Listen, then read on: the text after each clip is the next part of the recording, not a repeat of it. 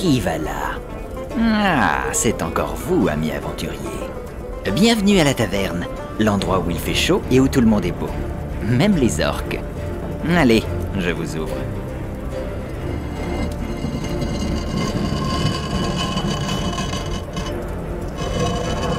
Et bonsoir à toutes et à tous les amis, chers aventuriers, paysans de passage, pégus du coin ou encore fous du village. Vous êtes les bienvenus pour ce troisième aventure de la taverne. Installez-vous et je panote et je vous retrouve ici comme vous êtes magique, comme vous êtes magnifique. Troisième émission, troisième épisode. Fabuleux moment que nous allons passer ensemble. Je suis Gastronogeek et je vais être votre hôte pendant les 2 prochaines heures. 2 heures magnifiques pendant lesquelles nous allons aborder de nombreux sujets avec mon équipe d'aventuriers qui est déjà installée, comme vous êtes beau, comme vous êtes magique, comme vous êtes magnifique. Et ça commence. Sans mousse, mais quel professionnel. C'est lui qui m'a ramené ça aussi. Hein. Ça vient d'Aquiloni. Attends. Tout ce qui est... Il est pas possible. On va boire après. Ouais, ben voilà, non mais le 0%. gars, le gars a compris. Et- C'est il pas est frais. Peste Noire friendly, hein, let's Je go. sais même pas si vous êtes au courant les gars, mais on n'a même pas fini l'intro de l'émission. Bon, on en revient à ce qu'on disait nos amis aventuriers, vous le savez, voilà, notre occultiste, j'ai envie de dire poltergeist girl, Oui, celle toujours chez hanté. qui les meubles se déplacent. Ah, il s'est passé des bails encore. Il s'est pas- On est sur le dos, on l'a appelé Toby. On l'appelait Toby, le Après, fantôme, c'était le mignon. fantôme de notre chère Marie Palot. Merci d'être avec nous ce soir. Merci de m'accueillir. Il y a déjà des poils dans ma shop et ça me plaît. Ça, tu sais, on bosse pas avec n'importe quel tavernier, mais nous y reviendrons dans quelques instants. Pas de poils qui vont lui, hein. Bah, d'autant qu'au prix où tu les vends, les poils. Mais revenons-en à veut notre dire, érudit, ça veut notre dire. sage, notre maître du grimoire, notre comment dire, fantaisiste de l'arcane, ce bon Captain Popcorn. Bienvenue Je à serai toi. aussi le chroniqueur de Conan qui fait l'introduction du fabuleux film. Donc comptez sur moi. Ça va être fou. Ça va être fou. Docteur de la peste, hein, t'as le masque et tout. Absolument. Je suis exactement. équipé parce que je sais où je suis aussi. Il connaît le tavernier, il connaît le tavernier. Bien entendu, avant de présenter notre invité, cette taverne ne serait pas ce qu'elle est sans notre fabuleux tavernier qui s'affaire déjà le couteau à la main. Et tu m'as ramené un truc, c'est plus gros que mon dernier. Je peux te dire, et pourtant il était lourd le coq. Je veux- quand tu parles de dernier, tu parles de l'enfant. Ben oui, ben, Ah oui, ça me rassure. bien sûr, je me serais pas permis. Non, On a une pas heure toi. de grande écoute. Hein, Non, par contre, qu'est-ce que tu m'as ramené? Tu m'as ramené plein de bouffe là. Ça va regarde. Ça, oh, un petit saucisson. Ouais, cadeau. t'as vu, je te l'ai empaqueté. Mais avec mes petites regarde, mains. il a un petit nœud. Voilà. Oh, Tu peux lui faire des câlins Oh, et c'est bon. voilà, et lui faire des mamours après la douche. oh, il a du fumet. C'est nous qui... Bah oui, bien entendu. Ah, il sent le... Bah tu vas nous en servir Oh tout à oui, l'heure. ma femme après 3 jours. Oh là, ça ambiance. Oh là là. Ouh, Ce qui est allez. génial, c'est le côté food, le côté porn, le côté nature, la naturalité, comme disent. Rustique, Voilà. le terme que tu cherches, rustique. Mais rustique, c'est sans doute son famille. Bien entendu, aujourd'hui, nous avons un invité de marque, comédien, vidéaste, auteur, Parle de moi. j'ai envie de dire voice actor, le Mec, pyro il me rend- barbare. Bob Lennon, merci d'être là Le avec mec nous. qui dit invité de marque, oui, mais marque Lidl. Hein, Le mec s'auto-écho plus, mais non, pas du tout. Non, mais merci infiniment en tout cas de m'inviter ici. Je suis très heureux et honoré d'être là. Et surtout pour un sujet aussi essentiel et important ce soir, parce qu'on est là aussi pour dissiper des préconçus et des visions assez J'espère classiques bien. qu'on nous impose depuis 30 piges, si tu veux. Votez Voilà, pyro on est là pour- barbare. on est là pour dire les termes. Voilà. Votez Pyro Barbare. Donc, je vois que le sujet te plaît, te motive aujourd'hui. Vous le savez, et je le sais aussi, nous n'avons pas de jingle pour cet instant. Je m'en rappelle.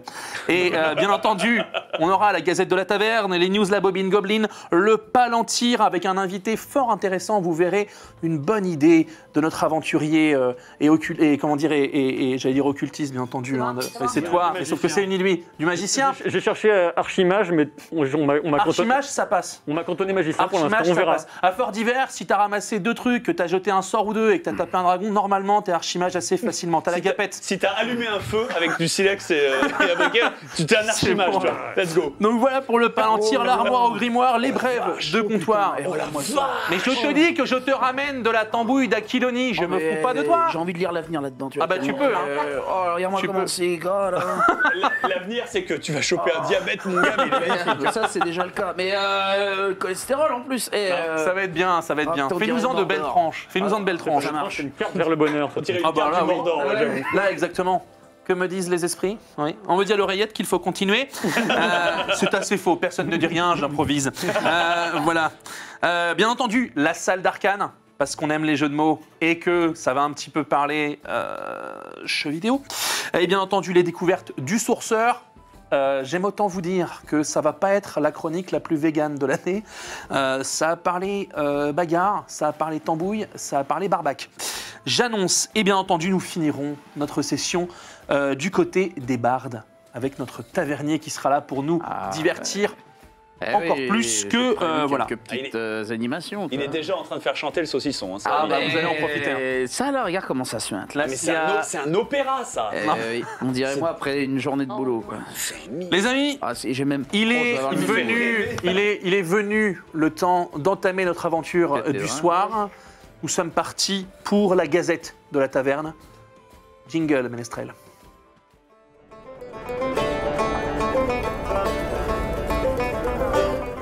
Et oui, voilà, tu vois, parce que voilà, il y a eu un instant de solitude. Sache-le, lors de la première émission, j'ai lancé un jingle et derrière, les gars ont dit pas de. Les mecs, la régie, ils ont commencé. C'est exactement, Gros total. c'est exactement ce qui s'est passé. On commence eh bien, la gazette de ce soir pour parler eh bien, de la sortie de Century Age of Ashes. Et oui, que vous connaissez peut-être. Basiquement, moi, on m'a pitché super simplement. Je On pense m'a dit. que Bob connaît très bien. Bah oui, Oui. je crois. Oui, hein. oui. Alors j'ai été, je le dis, hein, j'ai été OPSPifié dessus récemment et Un j'ai la nouveau chance. verbe transitif. Non, mais j'ai le droit, c'est barbare. OPSP, il fit beaucoup. C'est un barbarisme, j'ai le droit d'utiliser des Totalement, t'as totalement bien. Et Ici, dans- t'as absolument. les droits, mon pote. Et dans Alors, vas-y. l'absolu, j'essaie de toujours choisir j'ai la chance d'être un assez gros youtubeur pour pouvoir choisir ce que je fais et pas forcément me jeter sur le premier qui n'ont pas de venu. Donc j'essaie toujours de trouver un peu de trucs avec de la qualité, du mérite, quelque chose qui gagne à être montré finalement.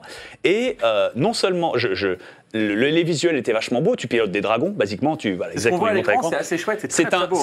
Basiquement, c'est un Ace Combat-like, c'est-à-dire que tu pilotes un dragon comme si c'était un avion de chasse. Au lieu de tirer des missiles, tu tires des boules de feu et tu chasses les autres dragons avec des très, objectifs très comme beau, ça. hein. Et non seulement c'est très beau, mais ça charge super vite, c'est ultra jouable, c'est ultra maniable, c'est du miel et c'est gratuit.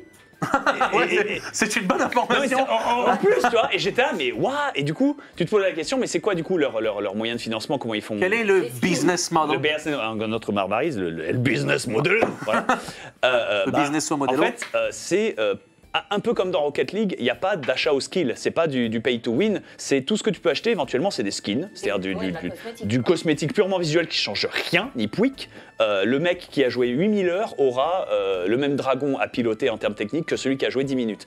Mais c'est assez cool finalement. déjà, voilà, c'est pour ça que je me dis, est-ce que c'est soutenable? Après, le jeu est incroyable, il se prend en main très très vite, c'est jouissif, c'est ultra rapide, c'est ultra nerveux.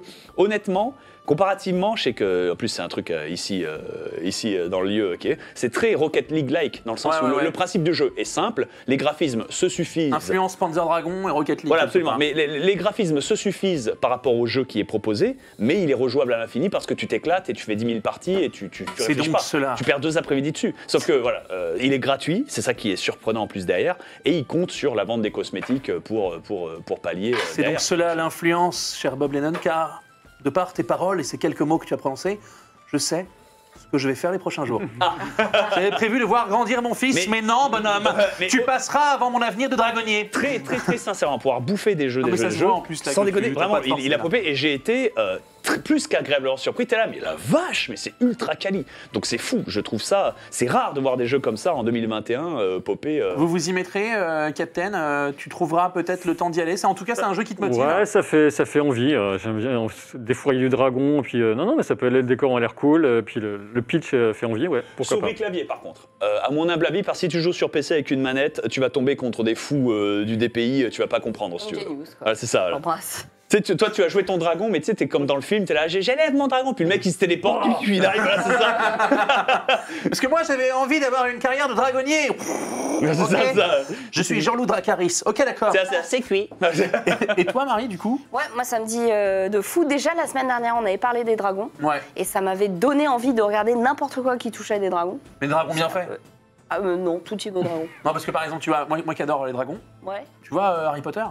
Ouais. Bon, à part le Maillard à pointe, qui est un peu classe, c'est que celui que Harry affronte dans la coupe de feu. Tous les autres, c'est un peu vraiment pété du... Oui, mais d'accord. Oh, mais si. Après, tout l'univers est basé là-dessus. Elle déforme exprès, J.K. Rowling. Mais là, pour le coup, pour ce jeu-là, ce qui est surprenant aussi, c'est surtout, tu te dis, c'est un free-to-play. Tu te dis, forcément, ça va être un truc dégueulasse. Il va y avoir des loot box, il va y avoir des gemmes, des tu vas trucs voler dans tout. les rochers, Pas du tout. C'est vraiment... c'est pas agressif en plus. C'est pas tous les quarts d'heure sont là. Et en fait, achète un pack. Rien du tout. Vraiment. C'est en mode, fais le tutoriel. Je suis en train de vérifier si la durée de prolongation de cette OP pour Bob Denman qui dure. Non, mais en fait, ce que je trouve assez génial, je le dis, parce que c'est pas qu'une vanne, mais c'est génial quand tu peux te retrouver dans une dynamique d'OP pour faire un projet autour d'un jeu que tu kiffes. En plus, moi, tu vois, si les mecs m'avaient appelé en me disant bonjour, ça vous dirait de faire la promotion de Skyrim? Tiens, ma bière. C'est ça. Mais grave. Moi, j'appelle ça de l'argent gratuit. J'allais le faire de toute façon. Mais là, c'est même pas ça parce que la plupart du temps, quand je fais des OP, je découvre des jeux et les jeux sont bons et je les kiffe et je les apprécie et c'est formidable. Celui-là, il est quand même. Et parfois, il y en a que je termine en stream derrière parce que je les bourre. Genre Pathfinder, j'avais fait ça. J'avais joué 200 heures derrière en stream alors que j'avais commencé avec une petite OP sur PS4 super en plus, simplement, quoi. plutôt que sur PC. Mais celui-là. J'ai été vraiment surpris dans le sens, alors je sais que moi du coup je vais pas y passer ma vie derrière parce que trop de taf, trop de trucs, et c'est exactement, mais je sais que tu peux lancer ça et y jouer, c'est fou, enfin c'est honnêtement pour la qualité que c'est, j'étais vraiment surpris. Century of Age of Ashes, franchement très très classe, moi ça m'a méga motivé, j'avais suivi grâce à l'équipe de la taverne la sortie de ce truc-là. Et par contre, ils disent c'est des dragons mais c'est des vouivres, j'en ai marre qu'on nous mente, constamment, c'est des vouivres, voilà. Après, cherche pas la merde. Après, ils ont l'argument, oui, mais dans cet univers-là, ils appellent ça des dragons parce que les dragons tels que toi, c'est pas le même comme ça. Oui, mais bon, si dans l'univers de Conan, des couteaux, ils appelaient ça des épées, la réponse est non. Il y a des mots, il y a des termes. Je tiens à dire qu'on a éteint toute source de feu dans la zone parce que la bougie est éteinte. La bougie est éteinte. Il y a bagarre. Non, on n'a pas parce que Jean-Jean qui s'occupe des paris là, il a encore été le gars est raide et donc on peut pas gagner un peu de pognon. Tu me dis, j'appelle DJ. Ça va. C'est quoi l'équivalent médiéval de l'octogone? Le cercle. C'est ça. Rendez-vous à la taverne du Nord. On va avancer vers notre information de gazette suivante et du coup, ça parle d'un scénariste pour Tales of Dunk and Egg. Basiquement, on parle d'une autre histoire, d'un autre spin-off de Game of Thrones. Captain, est-ce que tu as suivi ça? Est-ce que tu peux recontextualiser un petit peu la chronologie de littéralement de ce spectacle? C'est une information un petit peu étonnante puisque notre cher George Martin, donc l'auteur émérite du Trône de Fer, avait dit je veux plus qu'on adapte les trucs que j'ai pas terminés. Ça, c'est exactement ce qu'a fait son agent. Ok, George, ouais. On dit qu'on fait comme ça. Alors, il se trouve que ces aventures des chevaliers errants, comme ça a été intitulé en français, ne sont pas terminées. Ceci dit, moi, j'ai lu ces livres, je les ai beaucoup appréciés. On retrouve l'univers du Trône de Fer, mais un peu moins méchant, on va dire. Ça se passe quelques dizaines d'années avant. Ça se passe 90 ans avant l'histoire principale du Trône de Fer. Ouais, quand même. Sachant que la série qui arrive l'année prochaine, là on est plutôt sur du 160 ans avant. Et donc là, on sait qu'ils ont plusieurs projets de spin-off et c'est pas là, ça commence à devenir officiel avec ce scénariste qui arrive. Du coup, on est moins sur l'aspect, le moment pivotal où la Terre du milieu sera sauvée, plutôt que sur une tranche de vie. On est plus sur des personnages, une tranche de vie. Là, il y a vraiment un accent qui est vraiment mis sur deux personnages notamment. Ça va un peu resserrer les choses. Je vais voyager très très loin, mais on va voir si tu me suis. C'est plus un truc à la Mandalorian par rapport à Star Wars, autour de ces deux personnages-là, tu vois, on pourrait le voir focus comme ça. Sur, tu vois, ce chevalier errant On prend une petite loupe sur l'univers, on dit cette période-là, ces deux Gugus-là, ils ont fait des trucs assez sympas, ils ont une bonne dynamique entre eux et ça marche bien. On ne vous révèle rien, bien entendu. Là, tout de suite, maintenant, si vous ne connaissez pas l'histoire du chevalier errant, on vous invite à le lire, car il y a, disons que ces deux personnages-là ont une petite particularité par rapport à l'histoire que vous connaissez déjà si vous avez suivi. Je vais faire du petit teasing quand même. L'un des deux personnages qui s'appelle Duncan le Grand, il n'y a aucune certitude, donc je peux le dire sans spoiler, mais certains présupposent qu'il pourrait éventuellement être l'ancêtre de Brienne de Tarse. Ça, c'est classe. Voilà. On ne parlera pour le coup, pour ne pas vous spoiler quoi que ce soit, du deuxième personnage qui accompagne ce chevalier errant. On vous invite quand même à jeter un coup d'œil à tout ça. Ça se lit assez bien, même si c'est pas fini, et puis même si c'est écrit par George Martin, la opinion. Les histoires sont géniales, c'est écrit avec le cul. Même si c'est pas fini, écrit par George Martin, tu vois, t'aurais pu condenser. Tu vois. Voilà. Mais voilà, bon, est-ce que ça vous motive? Est-ce que c'est un énième projet autour de Game of Thrones? Marie, tu vas regarder? Qu'est-ce que tu nous amènes, toi? Tu peux pas attendre que j'ai fini les lancements de questions. Mais non, mais en fait, je suis arrivé, mais le temps que mon beat passe là, t'avais déjà je la lancé connais un autre truc. l'histoire. Je la connais l'histoire. Donc, Envoie ton pâté en croûte. Tiens, je me permets, donne-moi ça. Parce que j'ai une dalle. payé, mon petit toi pote. Bah, je l'ai payé, je l'ai amené, dis donc. c'est vrai, c'est pas faux ça. Alors, je vous présente ça à vous parce que c'est vous qui êtes la plus sérieuse d'habitude. Alors, là, franchement. Ça c'est pour vous. Ah bon, merci. Alors, là vous pouvez y aller. Franchement, Un pâté de ragondin en croûte. Non mais c'est de la bonne hein. Et non pas pâté en croûte de ragondin. Exactement. C'est pas la même chose. Ça c'est mon dernier chien Bernard. Bon, il fallait bien faire quelque chose avec. Et ça par contre, c'est quoi ça? oh, ça sent bon, ça. Et les jambons d'Aquiloni. Oh, direct. Voilà. Oh là là là là. Ah oui, regardez-moi ça, on n'attaque pas ça avec des Anglais hein. Là, il faut faire une annonce anti-épilepsie, mais là, il y a 3 véganes qui ont implosé dans le stream. Comme ça, c'est scanner, tu vois. Et avec ça, je vous propose pas un mal, petit ça. breuvage de ma confection. Je mâche moi-même les grains de maïs et je fais macérer dans ma salive. Pour un résultat étonnant. C'est à la cerise, du coup. Exactement. Parfait. Est-ce que ça t'intéresse? Ah, mais bien sûr. Une petite lichette? Allez, c'est parti. Vas-y, reprends tes Je veux bien une vraie chope, moi. Je veux bien une vraie chope. Tu tapes Moi, pas. Il y a des morceaux de Jean-Jean là-dedans. Pour faire Je plaisir. peux taper, T'aimes mais... pas Du coup, Marie, on en revenait à ça. Tu vas regarder House of the Dragon déjà. Oui, ça oui, corruptible. parce qu'il y a des Merci, dragons. merci. C'est aussi Parce pas qu'il y a que des ça. dragons. Honnêtement, ouais. Mais là, l'histoire du roi Merci, fou et tout, Tavernier. ça me sauçait, là. Je sais pas. Peut-être c'est un truc qui serait un peu plus fantasy. Peut-être il y a un lien. Peut-être il y a un lien avec le. Encore un Pas peu. plus, pas plus. J'ai failli spoil et je vais pas le faire. Est-ce que tu sais? Ok. Non, bah on... Les toilettes, c'est dehors avec les chevaux. Vous théoriquez. On a 2-3 trucs, ouais. Non, mais dites-le. Merci mon bon roi. Non, on ne peut pas dire. On dit aux gens d'aller lire le livre. Un lien avec des persos qu'on connaît? Ah ouais. Il y a peut-être forcément un lien avec une dynastie qui sera pas mal mise à l'honneur dans, tu vois, House of the Dragon. Ouais. Une dynastie qui est un peu, voilà, hyper importante dans l'univers de Martin. Sans spoiler, est-ce que c'est une excuse? C'est-à-dire une excuse de lien pour dire oui, ils sont vaguement liés à ces personnages, mais du coup ils s'amusent à faire une histoire qui, elle, part forcément dans une direction qui est autre? Ou est-ce que c'est du style préquel, genre voici Anakin Skywalker, on sait tout ce qui deviendra Dark Vador, suivez ses déboires jusque-là? Je pense que c'est le moment où on ne peut plus trop répondre à cette question. Non, mais je pose la question parce que plus c'est pour pas. ça, il avait envie de s'amuser sur un truc avec des enjeux moins importants. Donc la première, ouais. très bien. Très Ça bien. ne sera pas sur les Targaryens. C'est bien, c'est le meilleur récit, je trouve. Ça permet vraiment l'ouverture de Moi, j'ai l'univers trouvé- et j'ai ça trouvé ça- t'enferme pas justement dans le carcan de ce qu'était avant. C'est très Tu sais frais, que très frais. Le problème des messes basses, quand on a tous un micro, C'est qu'on nous entend. c'est qu'on nous entend. Je vois bien, c'est une tentative de communication. C'est puis ça. J'ai une oreillette et j'ai des. À la régie, ça va se voir ou pas Ouais, c'est ça. Bon, et du coup, Ça c'est vu. je vois qu'on avance un petit peu. Oui. Alors, on a eu. Alors, je déteste prononcer ce mot, je le dis. Un thread. Thread. Tu vois, thread. T'es obligé de prendre l'accent et les gens se moquent. Ouais. De InnoTC, qui nous donne des idées pour Noël, qui met en avant des créateurs, des artisans. C'est très, très, très cool. On va sans doute vous mettre ça à l'image. Basiquement, voilà, le service après-gang chez Riot Games, elle fait un trade des créateurs et Link, voilà, des shops Etsy. C'est assez cool. Voilà, on peut voir ça. Bah voilà, vous avez. Tu voulais plein- parler d'un fil de discussion. Oui.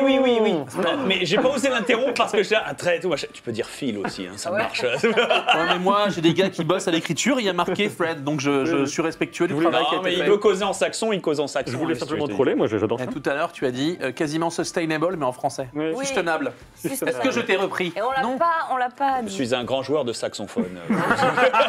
Que tu. Voilà. Non, mais c'est assez cool. Tu vois, miel d'acacia. Bon, dans son fil, il manque bien entendu un tarot, le tarot de la sorcière. C'est pour toi. Mais bon, non, mais s'il faut parler des créateurs qui comptent, C'est vrai. c'est cadeau. Je n'ai pas d'argent à gagner à faire ce placement. Allez-y. Basiquement, C'est joli, qu'est-ce que. Bah, c'est très très beau. Les petits dioramas là.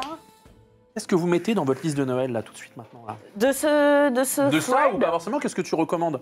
Je me permets, je sais pas si c'était le propos de cette news, mais vas-y, Marie, quels sont tes conseils? Franchement, les dioramas, justement. Alors, je sais pas si c'est des dioramas qu'on met entre les livres.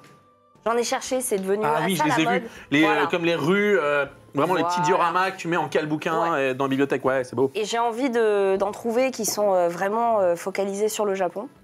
Et en gros, j'ai une gazette assez connue dans le milieu de la mode qui m'a contactée justement pour filmer un petit peu ma déco.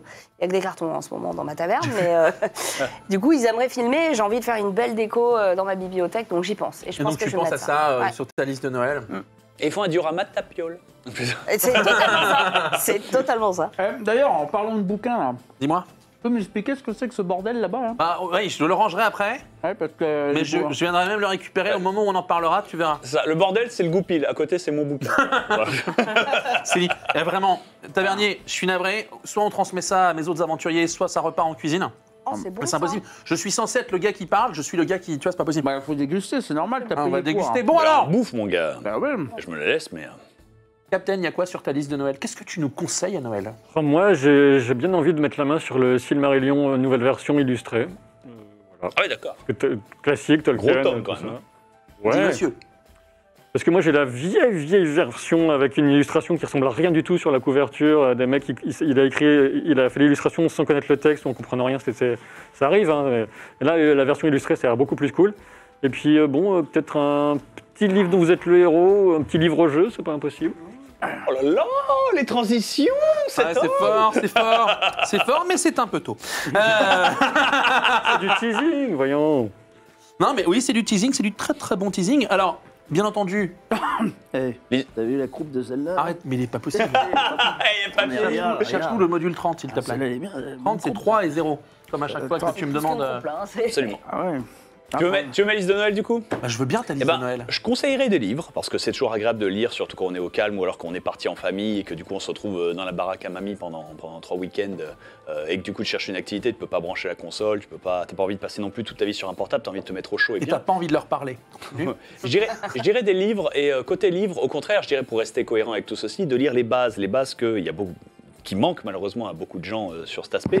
Nous, on est parti pour parler du terme du barbare. Je dirais de lire les livres de Michael Moorcock ou même de lire les Conan. Parce que beaucoup connaissent les films, les BD, les comics. Lisez Mais Howard. de lire les livres, les écrits, les histoires, pour finalement découvrir que le personnage est extrêmement différent de la préconception qu'on s'en fait, au même titre que dans l'inconscient collectif, Rambo est un mec musclé qui arrête pas de tirer des balles et de buter des Rambo 2, des pas Rambo Thaïlandais à l'infini, des Vietnamiens à l'infini, mais en fait, Rambo 1 est un film presque idéologique. Et politique à fond. Ah donc voilà, idéologique plus que politique, parce que c'est moins un parti qu'une idéologie et un mouvement, j'ai l'impression. Mais c'est plus un message d'un cri d'appel à l'aide et qui te prend au trip de ouf quand tu le regardes et que tu es adulte et que tu peux le piger. Et du coup, cette déconstruction-là, elle est importante parce que ça ne veut pas dire que le film est mauvais. Au contraire, c'est du génie pur et dur, si tu veux. Et pareil pour les livres de Conan, tu t'attends à ce qu'il fasse boucanier, que ce soit comme dans les comics, les BD, qu'il ait constamment deux gonzesses en bikini de tueur sur les épaules. Pas du tout. Non, pas du tout. Ça arrive de temps en temps. Dans mais l'esprit de ma femme qui me disent de fermer ma gueule. Non, mais ça arrive de temps en temps. Mais du coup, voilà, il y a une véritable déconnexion entre les deux médias. À l'inverse de, par exemple, un Witcher, où quand tu lis les romans ou que tu joues aux jeux vidéo, certes, tu sens qu'il y a une différence, que c'est pas forcément la même vision absolue des personnages ou quoi que ce soit. Clairement. Mais clairement, les fils sont là. Il y a aucune. C'est comme comparer le Sonic des jeux vidéo et le Sonic du film qui est sorti récemment. Tu vois, Sans que tu t'énerves. Sonic. Non, ne passe pas. C'est ça. Ça t'en Ah oui, surprend pas. Je reprends du saucisson. T'as vu ça? Non, mais j'entends ça. Donc, basiquement, lisez du coup tout ce qui est Michael Moorcock, Elric de Mélibolé Fabuleux. Lisez Conan de Howard. Et si vous voulez une lecture plus légère, et restez quand même dans cette heroic fantasy incroyable, les Annales du Disque Monde. Mais bien sûr. Lisez Terry Pratchett. on en Ça, parlait. c'est la Bible. On en parlait il y a 2 semaines. Est-ce que je peux revenir sur ma wishlist? Parce qu'en fait, moi j'ai parlé de quel livre. Ouais. Et là, on nous a sorti des encyclopédies. Non, parce qu'il y a des livres aussi qui sont cool. Hein. Je vais Bah oui. réfléchir. Ah non, parce que toi, tu t'es dit, tiens. Ouais, des petits trucs de déco. Je voyais des petits dioramas, etc. Puis là, on est dans Il est le là. parti. Oui, l'ouvrage de 1474 Alors moi, pages. je suis venu Et avec une machin. boule à neige, de la culture. Tu lis, fils, tu lis. Tu t'instruis, fils, éduque-toi. Du coup, je t'en ai vu, moi, une petite déco, c'est sympa. Moi, c'est vrai que sur Pomme d'Api. Tout va bien, Marie. Je vais réfléchir. Tout va bien, Je Marie. reviens dans 10 Est-ce que tes minutes. dioramas font boule à neige? Non, Upgrade. Tout va bien, Marie. J'adore. Tout va bien. Tout va bien, tout va bien, tout va bien. Désolé. Non, écoute, on doit aussi un petit peu parler. Vous êtes là. Il y a beaucoup de gens qui nous regardent et vous Il y en êtes a là. Vous êtes là et on vous remercie. Il n'est Bonjour. pas possible. Il n'est pas possible. Pardon, c'était gratuit. Et l'autre, elle n'est pas possible non plus. Tu nous laisses vraiment tes rognures de barbac. Entre l'autre Y a qui pas fait un sécher ongle ses dans ta chaussettes mère. et toi là. Mais vas-y, bah, Rognure bien sûr, d'ongle. mais bah, Alors, vas-y, mais là. excusez-moi. Dites donc, C'est pas une poêle de table, ça. Hein. c'est pas une poubelle de table. J'ai lavé les C'est verres. pas une moi. poubelle de table, c'est pas le truc qui a marqué sur la pancarte quand on rentre dans ton truc. Bah, c'est une question. Ah ouais, C'est t'es tout seul dans ton armure pour me dire ça là ça peut partir en Tout bagarre. va bien, patron. Pense à la carte du bonheur qui est dessinée par le grade. Ouais, Revenons-en à un sujet qui nous passionne, je le dis. Je suis cette série. avec beaucoup de passion, tout comme notre sage Captain Popcorn. La roue du temps, ça continue. Oh là là, il y a eu un mouvement. Tu t'es mis à penser Twitter et tu t'es dit non. Ne pensons pas négatif, pensons positif. Moi, je trouve que ça avance plutôt bien et j'aime beaucoup le déroulement. Est-ce que tu veux gentiment, nous parler de ça, sachant qu'on sait que tu fais les reacts le lundi. Avec Laurie au calme, les lundis à midi, effectivement, c'est sur Twitch, Prime Video, aussi sur leur chaîne YouTube. Et moi, je suis très excité par, l'épisode 6 qui va arriver demain. Très bien. C'est les vendredis que sortent les épisodes. On est déjà au 5. Ça avance. Ça avance. Moi, j'ai pas suivi malheureusement la série. Enfin, je Après, connais la ça série. avance vite, il y a une feinte. Ils ont sorti les 3 premiers épisodes en une fois. Voilà. Donc en fait, ça n'a pas commencé depuis si c'est longtemps. presque un pilote en fait. 19 novembre, la première diffusion. Et l'épisode 6, je suis pas mal... j'ai vraiment hâte de le voir puisque, comme vous le savez peut-être, j'en avais parlé, il y a eu 2 auteurs pour La Roue du Temps, pour le cycle de livres, et Brandon Sanderson qui a terminé tout ça. C'est son épisode préféré de la saison, le 6. D'accord. Et comme j'ai beaucoup aimé la façon dont Brandon Sanderson avait terminé tout ça, même si c'était à partir des notes, etc., de Robert Jordan, j'ai hâte de voir ce qu'il a tant aimé dans cet épisode. Et là, on va entrer dans le dur en termes de politique, dans la Tour Blanche, la Tour des Aes Sedai, dans cette cité hyper importante de Tar-Valon, qui est un peu au centre de cet univers, puisque avec le pouvoir qui est maîtrisé par les femmes, puisque le pouvoir masculin dans cet univers a été corrompu par le ténébreux. Et donc, c'est... Et comme au sein de toute unité de pouvoir, il y a différentes coalitions, différentes visions du monde qui vont s'affronter. Je pense qu'on va pas mal avancer de ce côté-là, plus le mystère que ménage cette première saison sur l'identité du dragon réincarné. Je pense qu'on va avancer là-dessus aussi. Il y a eu quelques premières révélations qui ont été super intéressantes et un bon gros travail autour du personnage de Nynaeve. J'aime beaucoup Nynaeve. Bien badass. Dis-moi, Bob. Juste pour intervenir, je trouve que même si j'ai pas encore vu la série, apparemment des retours que j'en ai eu, la qualité a l'air d'être complètement au rendez-vous. Ne serait-ce que moi j'avais lu la série à l'époque, c'est longtemps bien sûr, c'était comme La Fondation, c'est des trucs que tu lis plus tôt. C'est juste que moi je suis juste content en fait que en termes de pensée, cet univers soit intégré à à la pensée commune, c'est-à-dire que les gens découvrent autre. C'est un peu comme quand Dune sort, tu vois, parce que c'est quelque chose qui est tellement unique, bien écrit, parce que ça date d'une époque où les mecs ils ponçaient ça pendant 5 ans avant d'écrire 3 lignes, tu vois, et ils faisaient vraiment des univers qui étaient construits de fous furieux, mais jusqu'au bout. Et le fait de pouvoir ouvrir leurs univers et de créer pas forcément un nouveau genre, mais de renouveler les genres ou de donner des nouvelles matières et des nouveaux goûts dans les genres, je trouve ça intéressant. C'est comme, par exemple, tu fais la différence, tu vois, t'as Star Wars, t'as Star Trek, et là, il y a Dune qui arrive. Et c'est pas la même chose. Tu vois, et ça se force à un nouveau code. Pareil, à l'époque, il y avait... ou Mass Effect. Mass Effect arrive et c'est ni du Star Wars, ni du Star Trek, ni du Dune, c'est son truc à lui. Et ils arrivent à créer leur univers. Et du coup, il n'y a pas de rip-off, il n'y a pas cet aspect cheap on a copié le Seigneur des Anneaux et on a balancé un univers à l'arrache par-dessus, tu vois. Alors, il y a au début, les gens l'ont senti, mais c'était aussi une volonté de l'auteur. Au début, c'est clairement inspiré certains éléments du Seigneur des Anneaux. Non, oui, bien sûr, mais ça, c'est la base.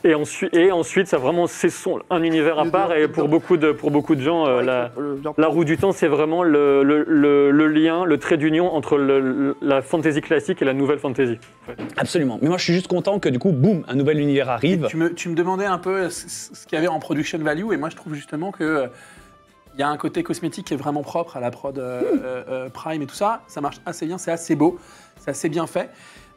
C'est pas comme ce qu'on a pu voir ailleurs. Je peux comprendre que les gens qui sont pas en accord avec l'esthétique de la série le soient. En revanche, ce qui se trame et comment les personnages sont placés, positionnés, c'est tout sauf inintelligent, comme beaucoup ont l'air de le dire, en mode ouais, c'est un voyage du héros, ça va être... Non, il y a beaucoup plus que ça, il y a des personnages qui sont très très bien, et l'acting est assez puissant, franchement, enfin voilà, moi ça c'est essentiel ça. La VF, quelqu'un a maté ou...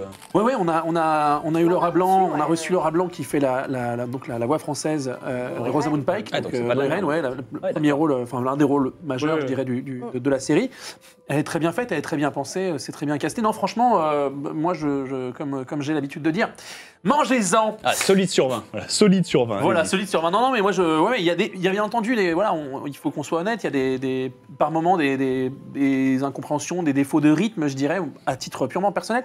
Mais franchement, ça n'éclipse pas l'écriture des personnages, les quelques vannes qui sont faites, et puis un côté, comme tu le disais, revu, revisité et réapproprié de manière intéressante. Ouvrir de nouveaux terrains. On a eu de la part de notre maître des arcanes une petite idée, et je remercie aussi Théo là, sur le coup de projecteur sur la maison d'édition Alconost. qui est une minuscule maison d'édition qui poursuit l'aventure des livres-jeux. Les livres-jeux, donc c'est une autre manière, pour nous le dire, de parler de livres dont vous êtes le héros. Et du coup, eh bien, voilà, ils mettent en avant des écrits, ils continuent à travailler ce projet. Le livre dont vous êtes le héros, ça a eu ses heures de gloire, c'est en train de revenir un petit peu comme les bons crus que sont le jeu de rôle. Et il faut saluer le travail de cette maison d'édition qui s'acharne, s'entête, ne lâche rien et met en avant tout ça. Bien entendu, on va en parler avec notre bon Bob Lennon, mais Marie, des livres dont vous êtes le héros, c'est quelque chose que tu as déjà pratiqué? Je n'ai jamais pratiqué. Et il va falloir qu'on t'en mette un dans les mains. Bah écoute, c'est assez corrélé à d'autres trucs qui me passionnent. Je suis très fan d'escape room, très fan de littérature et de lecture, donc c'est quelque chose qui aurait pu me parler et j'ai jamais été éduquée à ça. J'ai jamais eu un livre comme ça entre les mains. Il faut, pour les gens de notre génération, ça a souvent été dépendant du fait d'avoir un parent qui, lui ou non, connaissait déjà le concept et ensuite te le met entre les mains et toi, forcément, tu consommes. Un jeu de rôle, un crayon, un livre, un crayon, un dé. Et là, tu prends généralement une gifle qui reste avec toi toute ta vie, que tu oublies, mais que quand on te la rappelle, tu fais ah bah oui, c'est vrai que ça existait, c'était génial. Tu vois, il y a ça, ouais. Donc. Là, on en parle. Toi, forcément, tu as un rapport au livre dont vous êtes le héros qui est assez particulier, puisque, littéralement...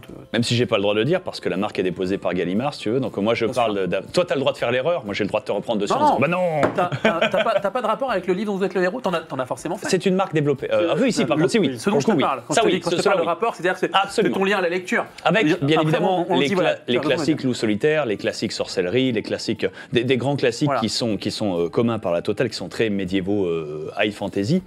Cependant, il y a vraiment toutes les moutures de livres dont vous êtes le héros. Il y en a des futuristes, où il y a des pistolets laser, mais c'est rétro-futuriste. C'est futuriste des années 70, c'est génial. Écoutez cartouches, parce qu'on y revient tout à l'heure en détail. Il est fort, c'est notre et un notamment qui, moi, m'avait fait beaucoup rire, c'était un livre dont vous êtes le héros pour petites filles. C'est littéralement, c'est écrit, si vous avez 11 ans et demi, allez-y et venez vivre la vie de la comtesse. C'est incroyable. C'est Rose Écarlate. Apparemment, c'est une BD, c'est une série, c'est un vrai truc à lui tout seul. Et il y a un livre dont vous êtes le héros, Rose Écarlate. Et il est incroyable. De tout ce que j'ai lu, c'est peut-être parce que c'est le plus récent, donc forcément les ficelles sont le mieux maîtrisées, mais c'était celui qui me paraissait le plus abouti, en fait, entre guillemets. Et j'étais là, mais c'est fou, quoi. Et tu es en train de faire une valse avec le baron de Van Zhen, tandis que l'archiduc Siegfried te regarde du coin de la pièce et se mord les lèvres. Est-ce que tu fais une valse, quitte le baron pour aller voir Siegfried, ou est-ce que tu restes une danse de plus avec tous les dramas qui vont avec? C'était génial. Est-ce que tu portes la robe rouge au bal ou la robe bleue? Et au milieu de ça, il y a un meurtre, il y a une énigme, et oui, c'est Siegfried qui l'a fait, forcément. Mais c'est moche. Ça se termine bien. Non, t'as 12 ans et demi. Ça se termine par un baiser chaste sur la main et d'autres aventures folles alors que tu pars à cheval en Amazon. Mais j'avais trouvé ça génial parce que c'était tellement over the top. Mais je trouvais ça, c'était fantastique. Pendant une seconde, j'étais transporté, si tu veux. Ici, donc vous êtes l'héroïne. C'est fou. Et c'est fou. Il y en avait un notamment, un dernier, et celui-là après je m'arrête, sur Napoléon. Ça, j'aimerais bien le retrouver. C'est littéralement, tu vis la vie de Napoléon, tu choisis les études que tu fais, la femme que t'épouses, quel pays t'envahit, pourquoi ou autre. Et t'as des milliards de fins alternatives, des uchronies de fous, où tu peux conquérir l'Afrique ou les États-Unis, ou pas perdre contre la Russie, gagner Waterloo, enfin, ou perdre tout, tu vois, et te foirer en long, en large, en travers, et devenir juste un petit lieutenant général pourrave alors que la France s'écroule. J'avais trouvé ça fantastique parce que tu disais, ouah, le taf, déjà le taf historique, et ensuite la pensée logique du chronique. Alors du coup, si la duchesse... puis l'arborescence d'écriture, en fait, la nécessité de l'arborescence pour pouvoir... Avant que les tableaux Excel soient inventés, si tu veux. Il y a un gars qui a un grand tableau, une feuille, un crayon en mode, ok, c'est pour nous. Ça.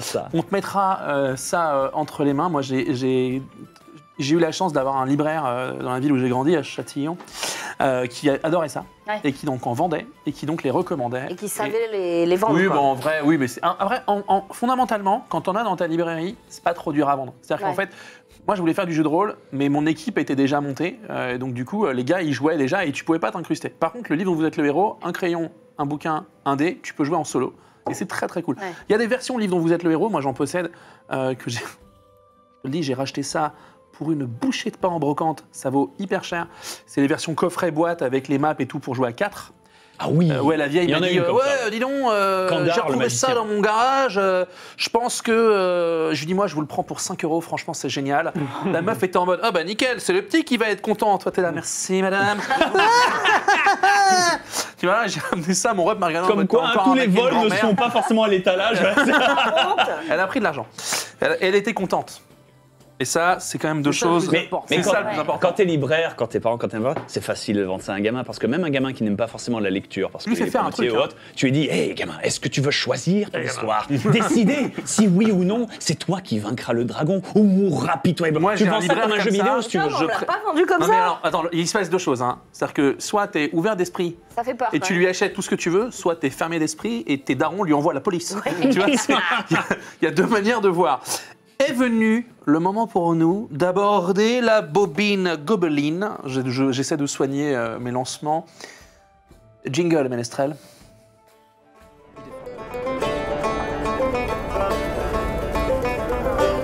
Parce que d'habitude, on m'a dit tu lances un peu vite. Je suis en mode je sais, non, c'est pas une qualité. Je dis d'accord.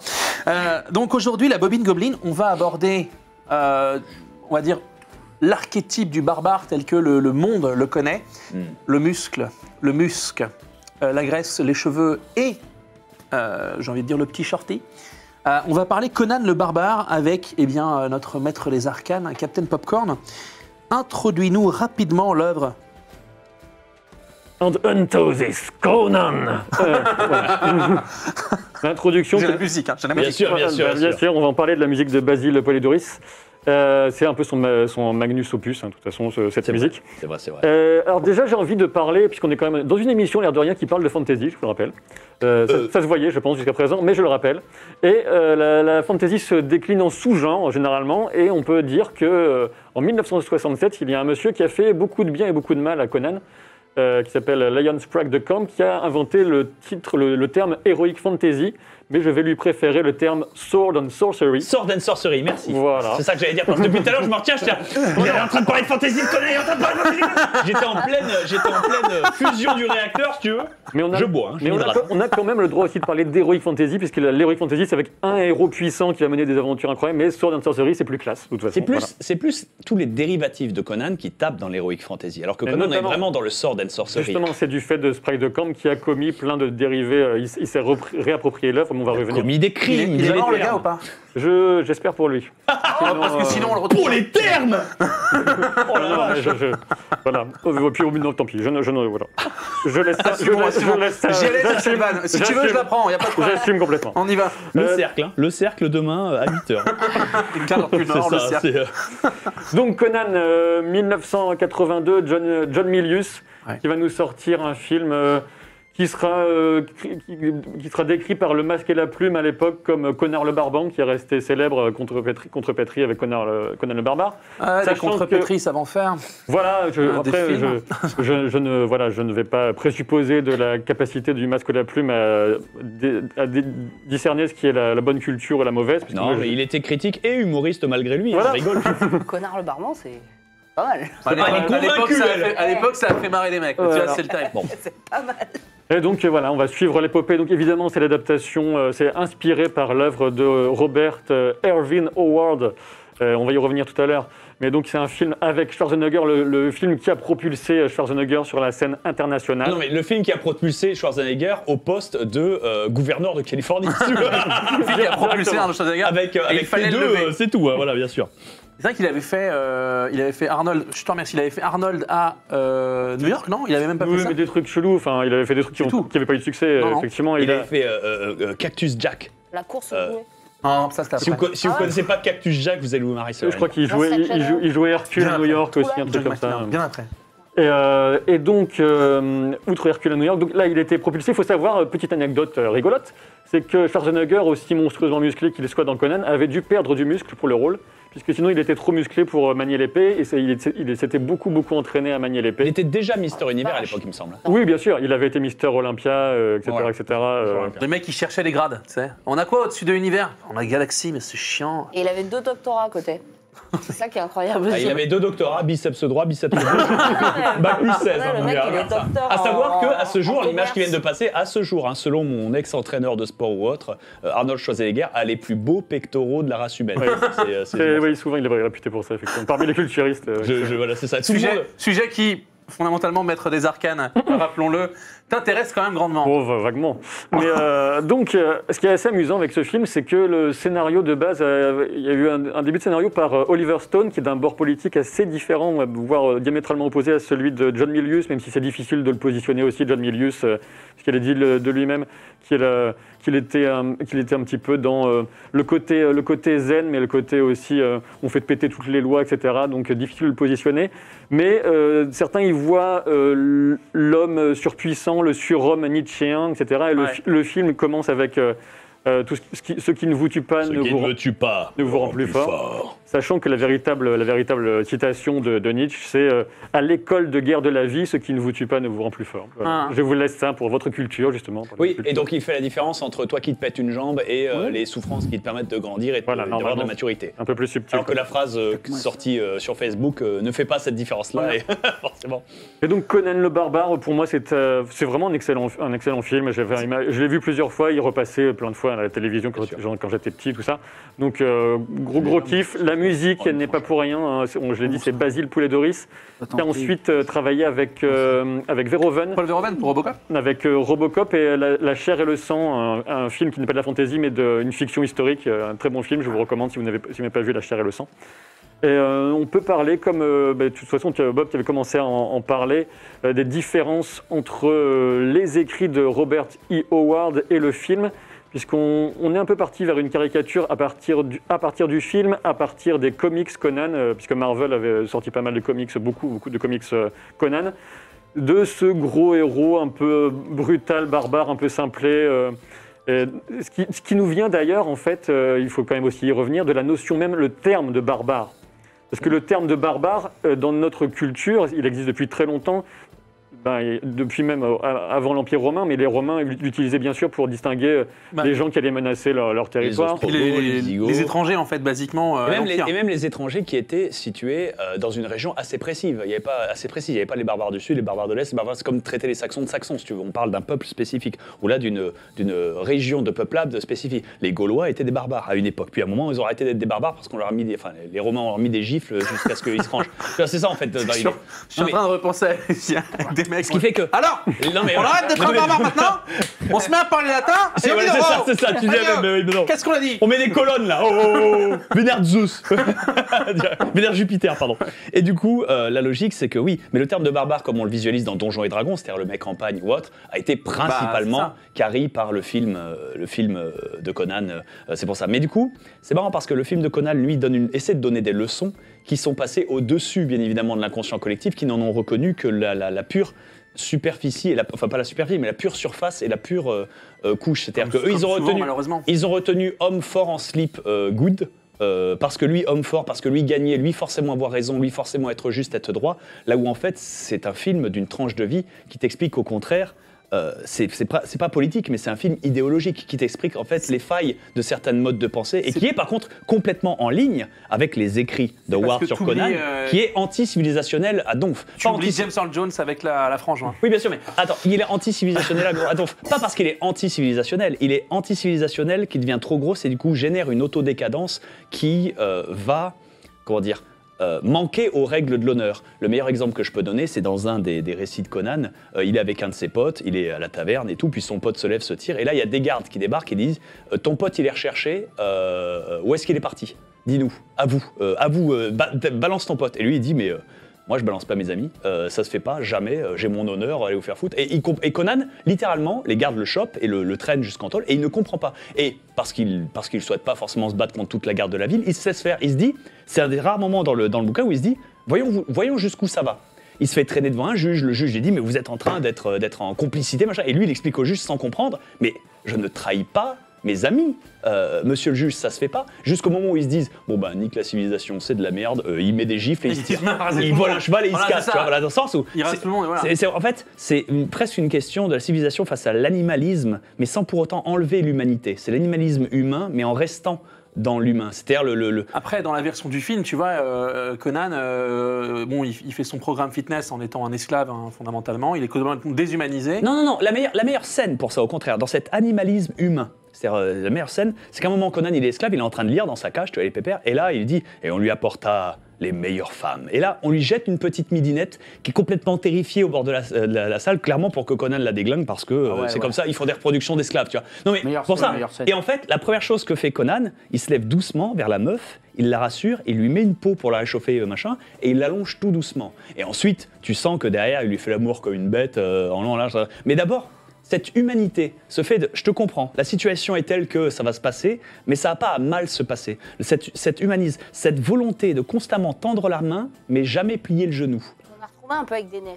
C'est vrai, c'est très vrai. Mais dans le sens inverse. C'est très vrai. Parce qu'elle, c'est une dégénération en fait. Plus ça avance, et au contraire, plus elle est corrompue par cette animalité qui, justement, lui, elle n'arrive pas à le. Et lui, on lui découvre aussi une sensibilité qu'on soupçonnait pas. C'est ça. Parce qu'en fait, je pense que c'est l'inverse. Daenerys, elle a été élevée dans un endroit qui était très, très humain, et du coup cette animalité l'a submergée. Là où Conan commence dans un village où tout est très très animal, les mecs ont un rapport au fer, ont un rapport à la terre, ont un rapport à Chrome, ont un rapport à ça, et là tout d'un coup la civilisation arrive, ça décapite la daronne, ça bute tout le monde, et lui il comprend pas ce que. Et pour lui la seule vision de civilisation qu'il a eue c'est de pousser une roue pendant 15 ans. C'est ça. Ça fait les muscles. Donc c'est vénère, tu vois, c'est pour ça, donc je trouve ça on devait aborder deux, trois visages du gars en panne un petit peu énervé, parce que tu nous avais un petit peu moi tu m'as fait rêver, je regarde ça, je regarde les rouleaux, et je vois que tu nous parles de Mark Singer et de Beastmaster. Alors, qui s'en rappelle? Tu connais? T'as connu Marie Beastmaster? Tu vois de quoi on parle? Tu vois ce que c'est? Ça me parle dans les jeux vidéo, mais là... Sais-tu qui est Mark Singer? Non. C'est Brian Singer, non. mais... Pas pareil. As-tu vu la vieille série V? Ok, on va pas y arriver. Très bien, je te rends. Mais oui, Mike Donovan, je te rends la balle. T'as pas mis Deathstalker il en manque là, il en manque. On peut pas tout mettre. Le courage d'un aigle, la force d'un tigre et le pouvoir. Tu peux mettre même Red Sonja aussi avec. Il faut directement lié, bien sûr. Bien sûr. Mais donc l'idée c'était là de parler des différents films plus ou moins nanardesques, donc certains complètement nanardesques qui ont été des dérivés. Certains films sont italiens, mais pas tous. Il y a eu deux Conan italiens, puisqu'à l'époque, c'était vraiment certains studios italiens qui pompaient complètement les films qui avaient gros succès. Donc Conan avait gros succès, et on est parti sur du Hathor l'Invincible, sans Graal, le Conan italien. Attends, ils en ont fait deux. Sans Graal, c'est vraiment terrible. Tu me parlais de The Beastmaster, qui est en français plus connu sous le nom de Dar l'Invincible. Dar l'Invincible. Je ne sais pas si... Aucun rapport. Si, bien sûr. Dar l'Invincible, et avec Mark Singer, bien sûr, qui avait ensuite eu le rôle principal dans la série V avec les extraterrestres, etc. Dans les années 80. Super série. Et ensuite, on a aussi Kull le Conquérant. Oui, c'est vrai. C'est en 1997, notamment avec Kevin Sorbo, qui est connu pour Hercule. Kevin Sorbo. Et Kull, de base, c'est un personnage de Howard qui a été inventé avant Conan et qui a inspiré Conan.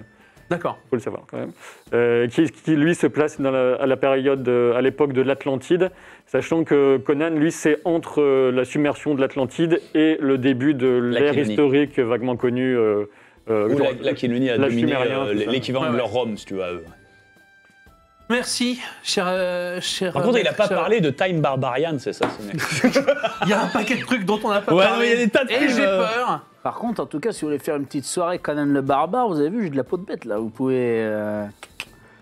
T'allumes un feu. Je sais pas, c'est organisé. Tu viens te réchauffer auprès de mon feu. Je sens qu'il va falloir qu'on discute avec un certain Vénec. Frotter les bûches, on est là. C'est vrai que je dois quand même dire que j'avais été pas mal émoustillé aussi à la première fois que j'avais vu Conan le Barbare, avec la scène avec la sorcière quand même. Elle est fantastique cette scène. Et encore une fois, ça met en avance, ça met en exergue le fait que même du côté animal, du côté non civilisationnel, parce que la sorcière est isolée ou quoi que ça, c'est quand même piégeux. Tu vois, c'est pas non plus une éloge. C'est pas tout blanc tout noir. C'est pas complètement une éloge à l'aspect animalistique de tout ça. C'est pour te dire que non, dans les deux cas, c'est dangereux. Et finalement, la seule chose, la leçon qu'on donne à Conan, c'est fais confiance en ton épée. L'autre, son adversaire Tolsadum, lui dit non, il n'y a que la chair qui compte, c'est-à-dire il n'y a que le gars qui manipule l'épée qui compte. Et Conan découvre enfin le secret de l'acier, ce que personne n'a compris, mais le créateur du film l'a dit derrière, c'est que la fusion, en fait, ce n'est pas le muscle, la chair, le contrôle des gens, ce n'est pas la qualité de ton arme, c'est la maîtrise que tu as des deux. C'est la maîtrise que tu as à la fois de ton corps, de ton arme, et au final, tu obtiens une maîtrise de ton esprit aussi avec ça. Et tu peux même briser les illusions de Tolsadun, comme quand il le décapite à la fin, alors que lui fait un speech et est en train de le corrompre mentalement, si tu veux. Moi, je trouve ça assez fabuleux que dans cette taverne, tant de belles choses soient comptées. C'est vrai. Tu vérifies le matos, non? Non, j'ai pas de clac-clac. Ah oui, très bien. Non, il me l'a volé, l'autre, là. Didier. Ah oui, Didier. Faut l'ouvrir en deux. Un cachic, encore. Dis-moi, j'ai 2 questions de ma femme à pas de moustache. Oui, qu'on embrasse. On l'embrasse tous. Parce que la mienne en a. Et elle nous pose cette question suivante. Ce sont des pochettes de Manowar, point d'interrogation, où il y a un lien avec les maîtres de l'univers, point d'interrogation. Tout ça, c'est une iconographie qui est quand même assez liée. Oui, ça a été beaucoup repris dans le métal, etc., de différentes manières. Complètement, c'est une iconographie. C'est comme la fantasy, de manière générale, a pas mal inspiré le métal dans Totalement. les pochettes ou les noms des albums. Dans le précis de Manowar, c'est juste le requiem de puissance, si tu veux. C'est l'aspect, pour le coup, considéré comme étant nietzschéen de la chose. C'est juste pour l'aspect viril, à donf, voilà, pour ça. Et pour les maîtres de l'univers, ça, c'est juste l'aspect joué. À un moment, ils voulaient vendre des figurines de Conan, ils ont fait un dessin animé, si tu veux. C'est pour ça, mais ils n'avaient pas Conan, donc ils ont fait ça. Et plus tard, le dessin animé sur Conan est sorti. T'avais une deuxième question? Ah non, c'est bon, j'ai tout tiré. C'est bon, t'as tout dit? J'ai tout tiré, j'ai tout donné. J'ai donné tout, là. Oui. Les amis, vient le moment de sortir notre cristal de divination, notre cristal de communication. Sortons ensemble le Palantir et accueillons un autre invité, l'espace de quelques minutes. Ménestrel, c'est à toi. Jingle.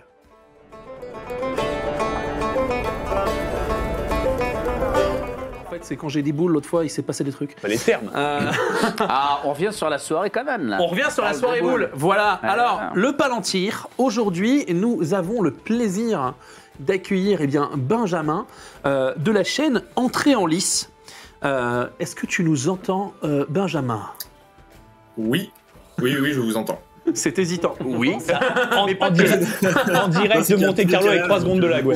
C'est ça. Merci beaucoup d'être avec nous. Alors, basiquement, est-ce que rapidement, tu peux te présenter, ce que tu fais, ton activité, de quoi ça parle chez Entrée en lice? Et du coup, comme tu l'as dit déjà, bonjour à tous et merci de m'accueillir dans cette taverne. Merci. Du coup, je m'appelle Benjamin et comme tu l'as dit, j'ai une chaîne YouTube qui s'appelle Entrée en lice où notamment je parle d'armes historiques, de bagarres historiques. Alors plus à la base en Europe parce que c'est la spécialité par rapport à mon activité sportive, mais ça m'arrive aussi des fois de partir vers l'Asie, vers l'Afrique pour diversifier un peu les sujets. Et depuis quelques temps là, je m'amuse à faire ça aussi sur TikTok pour toucher un public un peu plus jeune et sur Twitch également du coup avec mes 2 acolytes qui font des petites émissions sur des jeux historiques. Donc voilà. Béour, du coup, prends un peu de saucisson parce qu'on en a trop là. Attends. On va parler. J'arrive. Pas mal. Putain, mais ce jeu-là, les gars, vous donnez. Garantie. D'où t'es venu en fait cette idée de collectionner des armes. Cette envie de. Pourquoi t'as fait ça? Pour faire ça, en fait, c'est parce que du coup, ça fait 6 ans que je fais des arts martiaux historiques européens. Ok. Donc en gros, j'ai cru qu'il allait dire ça fait 6 ans que j'ai tué mon premier gars, comme ça, à la clé mort. Je vous dis, c'est trop bien. Ça fait 6 ans que j'ai tué un mec. Et, tu t'es dit, je vais capitaliser sur l'expérience. Non, et du coup, c'était c'est mon sport que je fais depuis quelques années, et je me suis dit que personne en parlait sur YouTube, et vu que moi j'ai toujours kiffé faire des vidéos comme beaucoup de youtubeurs ont commencé comme ça, en faisant des petites vidéos pour s'amuser, je me suis dit tiens, on va parler de ça, et depuis voilà, ça a bien pris il y a 2 ans, et depuis je m'éclate. T'as beaucoup de vidéos comparatives entre la qualité des épées médiévales et des katanas japonais si tu veux, mais t'as peu de vidéos qui listent justement les différentes armes selon les différentes périodes, les différentes époques, leur véritable utilisation et le reste qu'il y a dans la culture, quoi. C'est ce que j'essaie de faire avec du coup mon émission principale qui s'appelle Entrée en lice tout simplement, où du coup en général je prends une arme et je dis voilà, cette arme elle existait à telle époque et elle s'utilisait, on pense qu'elle s'utilisait de telle manière, etc. et je fais des démonstrations. Du coup, combien de fois t'as présenté un fléau d'armes selon ce que tu viens de dire? Je l'ai pas encore fait. Je l'ai pas encore fait parce que parce que t'auras pas l'occasion en fait. Ouais. Vite fait, mais je l'ai pas encore fait. on te pose la question basiquement. Toi, tu dois regarder ça avec un œil d'expert, ça doit doucement te faire marrer. Moi, j'ai vu quelques vidéos, j'ai vu quelques-unes de tes vidéos aussi. Je pense là tout de suite maintenant à la hache à double tranchant. Et du coup, entre spectacle et réalisme, c'est quoi le rapport qu'a le cinéma avec le combat médiéval selon toi? c'est un rapport compliqué. On va pas se le cacher. Non, mais en fait, c'est sûr que si tu veux regarder vraiment, si c'est réaliste à fond, bah en fait tu vois que des défauts. C'est impossible de donner un. Tout le monde est avec des armes de cérémonie déjà. Même le Pégu moyen, ils ont des épées de seigneur de fou. Voilà, déjà le truc, c'est la gueule des armes dans beaucoup de films, c'est quand même très compliqué. Mais en dehors de l'aspect équipement, dans la manière de les utiliser, c'est vrai que moi j'essaye de me dire, bon, il y a quand même le divertissement aussi qui passe. Donc en fait, c'est un équilibre à trouver. Qui, par exemple, je trouve qu'il est très très bien dosé dans Le Seigneur des Anneaux pour prendre des personnages qu'on peut transposer dans notre monde, parce que j'enlève Gimli, j'enlève Legolas, t'enlèves Legolas. C'est des surhommes en fait. Donc forcément, tu t'y connais forcément, ils se battent pas de la même manière, mais quand tu un peu, ouais. Tu t'y connais en épée là? Un petit peu. Autant que toi tu t'y connais en picole, vas-y, Aline. J'ai 2-3 merdes à dégager là. Excalibur, ça s'appelle. C'est quelle marque ça? C'est bien ça. Grand Prix. On fait venir des mecs dans sa taverne. King Arthur, ah oui, je lui ai botté le cul, mais mignon. Hein. Déjà ton épée. Tu devrais t'en tenir au flyer pour la pub. Déjà son épée là, il fait le malin, mais elle est 3 fois trop longue pour une épée longue. C'est une épée bâtarde au moins. Si tu veux, ça pèse des. Enfin, on ne moque pas de la taille de mon épée. Au contraire, les gars, moi, je sais pas qu'on a invité un expert, mais on va plutôt tendance à l'écouter. Non, je dis ça comme ça parce que le gars, on le dérange chez lui. Vous croyez que dans son fuseau horaire, c'est quand même pas la même sauce. Alors attends, parce que moi j'avais des questions, mais j'étais pas le seul à avoir des questions. Attends, Prums, je me permets. Attends, tu trouves pas ça? Je me permets. Tu me dis, est-ce que tu trouves ça pas chiant? C'est que justement, tous les univers tous les films, tous les machins et tout, il y a une prédisposition à l'épée qui est excessive, là où en vrai, si les mecs ils étaient réels, ils auraient des lances, des arcs. C'est de base. Oui. Merci, tout le temps. Ce qu'il faut se dire, en fait, c'est que l'épée, c'est une arme secondaire. Hein. C'est pour clairement décorer. pas la meilleure arme pour combattre. C'était une arme qui était utilisée dans des contextes de duel, dans des contextes de combat armuré, par exemple. Mais c'était des cadres très précis. Mais sur un champ de bataille, on privilégie évidemment les armes plus longues. On privilégie la distance. Enfin voilà. Donc c'est vrai qu'on a cette image de l'épée qui est l'arme principale. En fait, l'épée, elle a une image forte. Symbolique, comme on parlait des armes de cérémonie, etc. Bien sûr. C'est le signe de la noblesse, il y a plein de trucs en fait autour de l'épée, des légendes, des épées déjà à l'époque médiévale. Mais c'est sûr que dans les faits, c'est la lance qui dominait les champs de bataille, quelles que soient les époques, jusqu'à ce que les armes à feu soient trop présentes. Mais donc voilà, oui, je trouve effectivement qu'il y a une prédisposition à l'épée, alors que dans un champ de bataille, c'est pas forcément la meilleure idée. Le must, c'est quand les mecs ils viennent avec des doubles fléaux d'armes, si tu veux. T'es là, ouais, vas-y, agite-les. Mets-toi là dans la poire, on va te regarder, voilà, c'est ça. Prends-toi pour Jet Li, vas-y, on te regarde. Ça, c'est génial. Cap. Alors, moi, j'avais 2 questions. D'un côté, en savoir un peu plus justement sur les arts martiaux historiques européens, si tu me parlais un peu plus de la pratique et pour que les gens comprennent bien de quoi il s'agit. Et puis ensuite, que tu commences par ce que tu veux, bien sûr.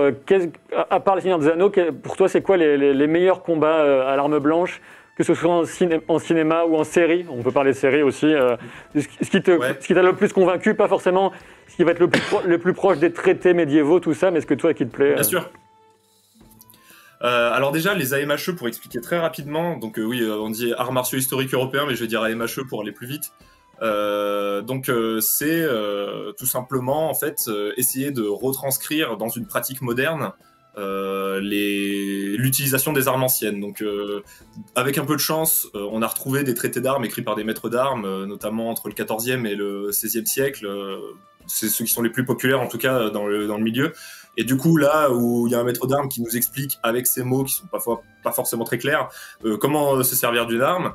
Et du coup, on interprète, on traduit déjà dans un premier temps, et après on interprète, et on essaie d'en tirer quelque chose. Et ou sinon, après, ça va être du travail à tâtons, comme le combat gaulois. Il y a Nota Bene qui en a parlé d'ailleurs il y a pas très longtemps. Et donc là, c'est plus du travail avec les archéologues de reconstitution. Et du coup, soit on peut faire ça pour s'amuser et étudier, ou sinon, il y a aussi une pratique beaucoup plus sportive avec des compétitions, où là, il va y avoir des tournois d'épée longue, des tournois d'épée bouclier, etc. Et là, globalement, les combats ressemblent au niveau des règles, pas mal à l'escrime moderne, dans le sens où c'est un duel, il y a de l'arrêt à la touche, notre équipement aussi est moderne, hein, c'est pas du... Enfin, il y a du combat en armure dans les pratiquants à MHE, mais dans le cadre des compétitions, c'est de l'équipement moderne, il y a juste les armes qui sont, entre guillemets, à l'ancienne. Donc voilà, pour expliquer, j'espère que j'étais assez clair. Complètement. Comme activité. Et au niveau des combats, moi j'avais adoré. Alors c'est un film un peu confidentiel, hein, c'est pas du gros Hollywood. C'est Capitaine Alatriste. Bien sûr, avec Viggo Mortensen. Oui. Ouais, c'est super. Ce film et les combats sont géniaux. En fait, globalement, dans les films de KPDP sont plus propres. En fait, on a une meilleure idée de comment se battre avec des armes dans ce genre de film que les films médiévaux où là, ça commence à être très compliqué de trouver quelque chose de bien. Game of Thrones, c'est une catastrophe. Les films médiévaux, en fait, t'as généralement beaucoup de dates, c'est-à-dire t'as beaucoup comment ça s'appelle, de gens qui viennent comment t'appelles ça, les gens qui viennent figurants, voilà. Ouais. T'as énormément de figurants qui sont en costume. Non mais voilà, c'est pour ça. Énormément de figurants, tu les équipes, tu leur dis vous êtes des orques, vous êtes des chevaliers, mettez-vous sur la tatane et ils se tatanent comme ils peuvent, si tu veux. Alors que dès que c'est un film de KTLP, là il y a automatiquement avec le Seigneur des Anneaux. Il y a automatiquement une grosse chorégraphie, voilà. Cascadeurs. Absolument.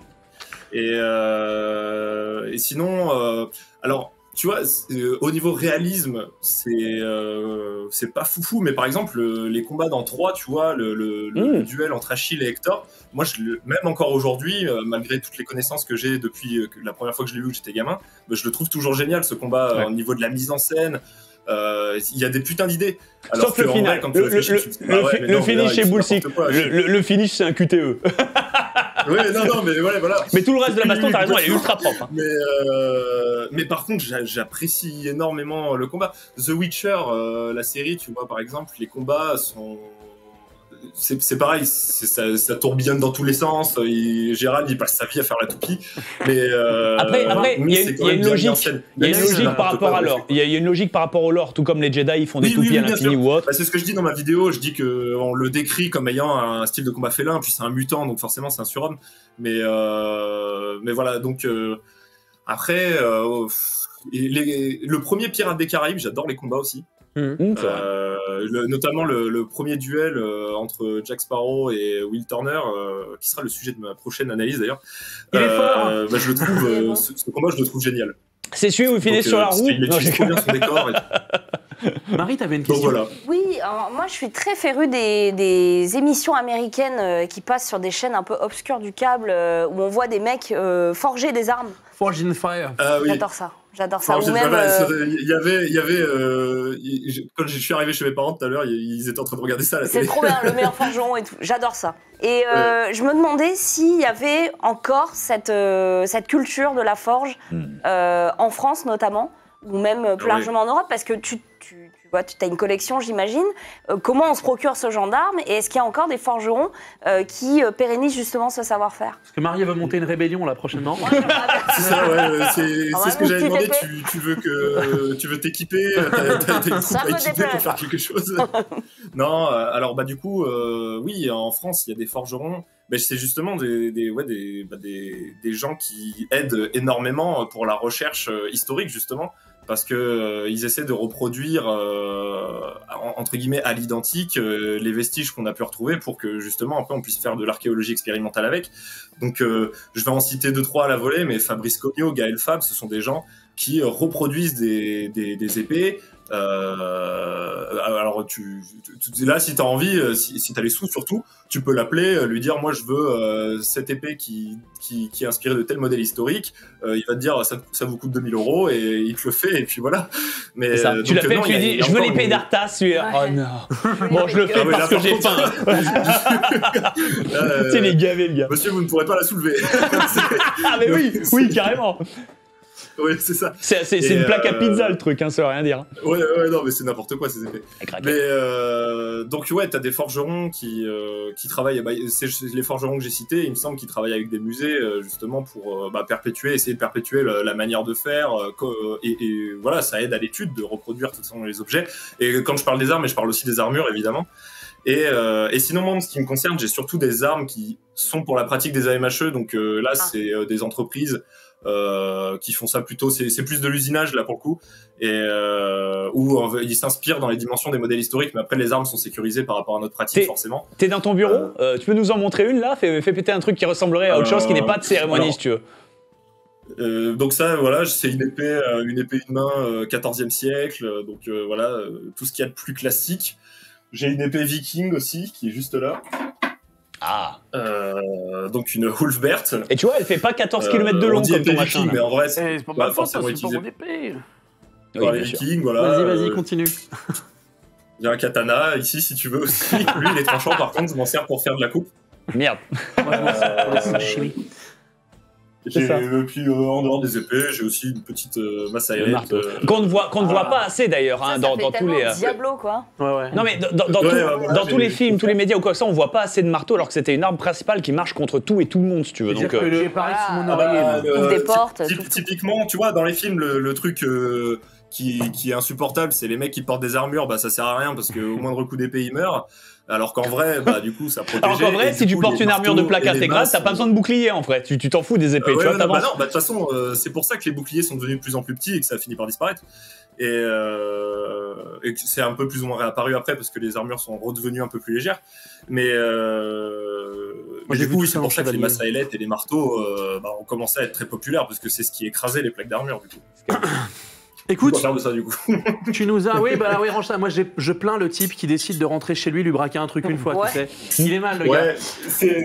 Mon père, il arrête pas de dire ça. En même temps, tu vois, soit tu rentres par le bureau, auquel cas, t'es bien.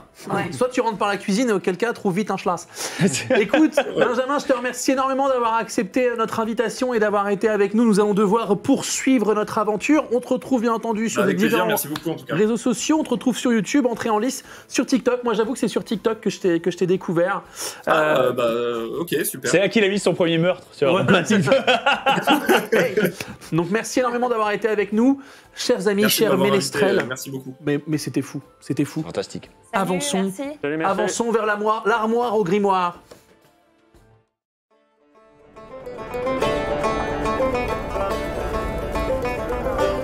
Mon large en travers. Alors, c'est pas qu'on doit aborder un sujet.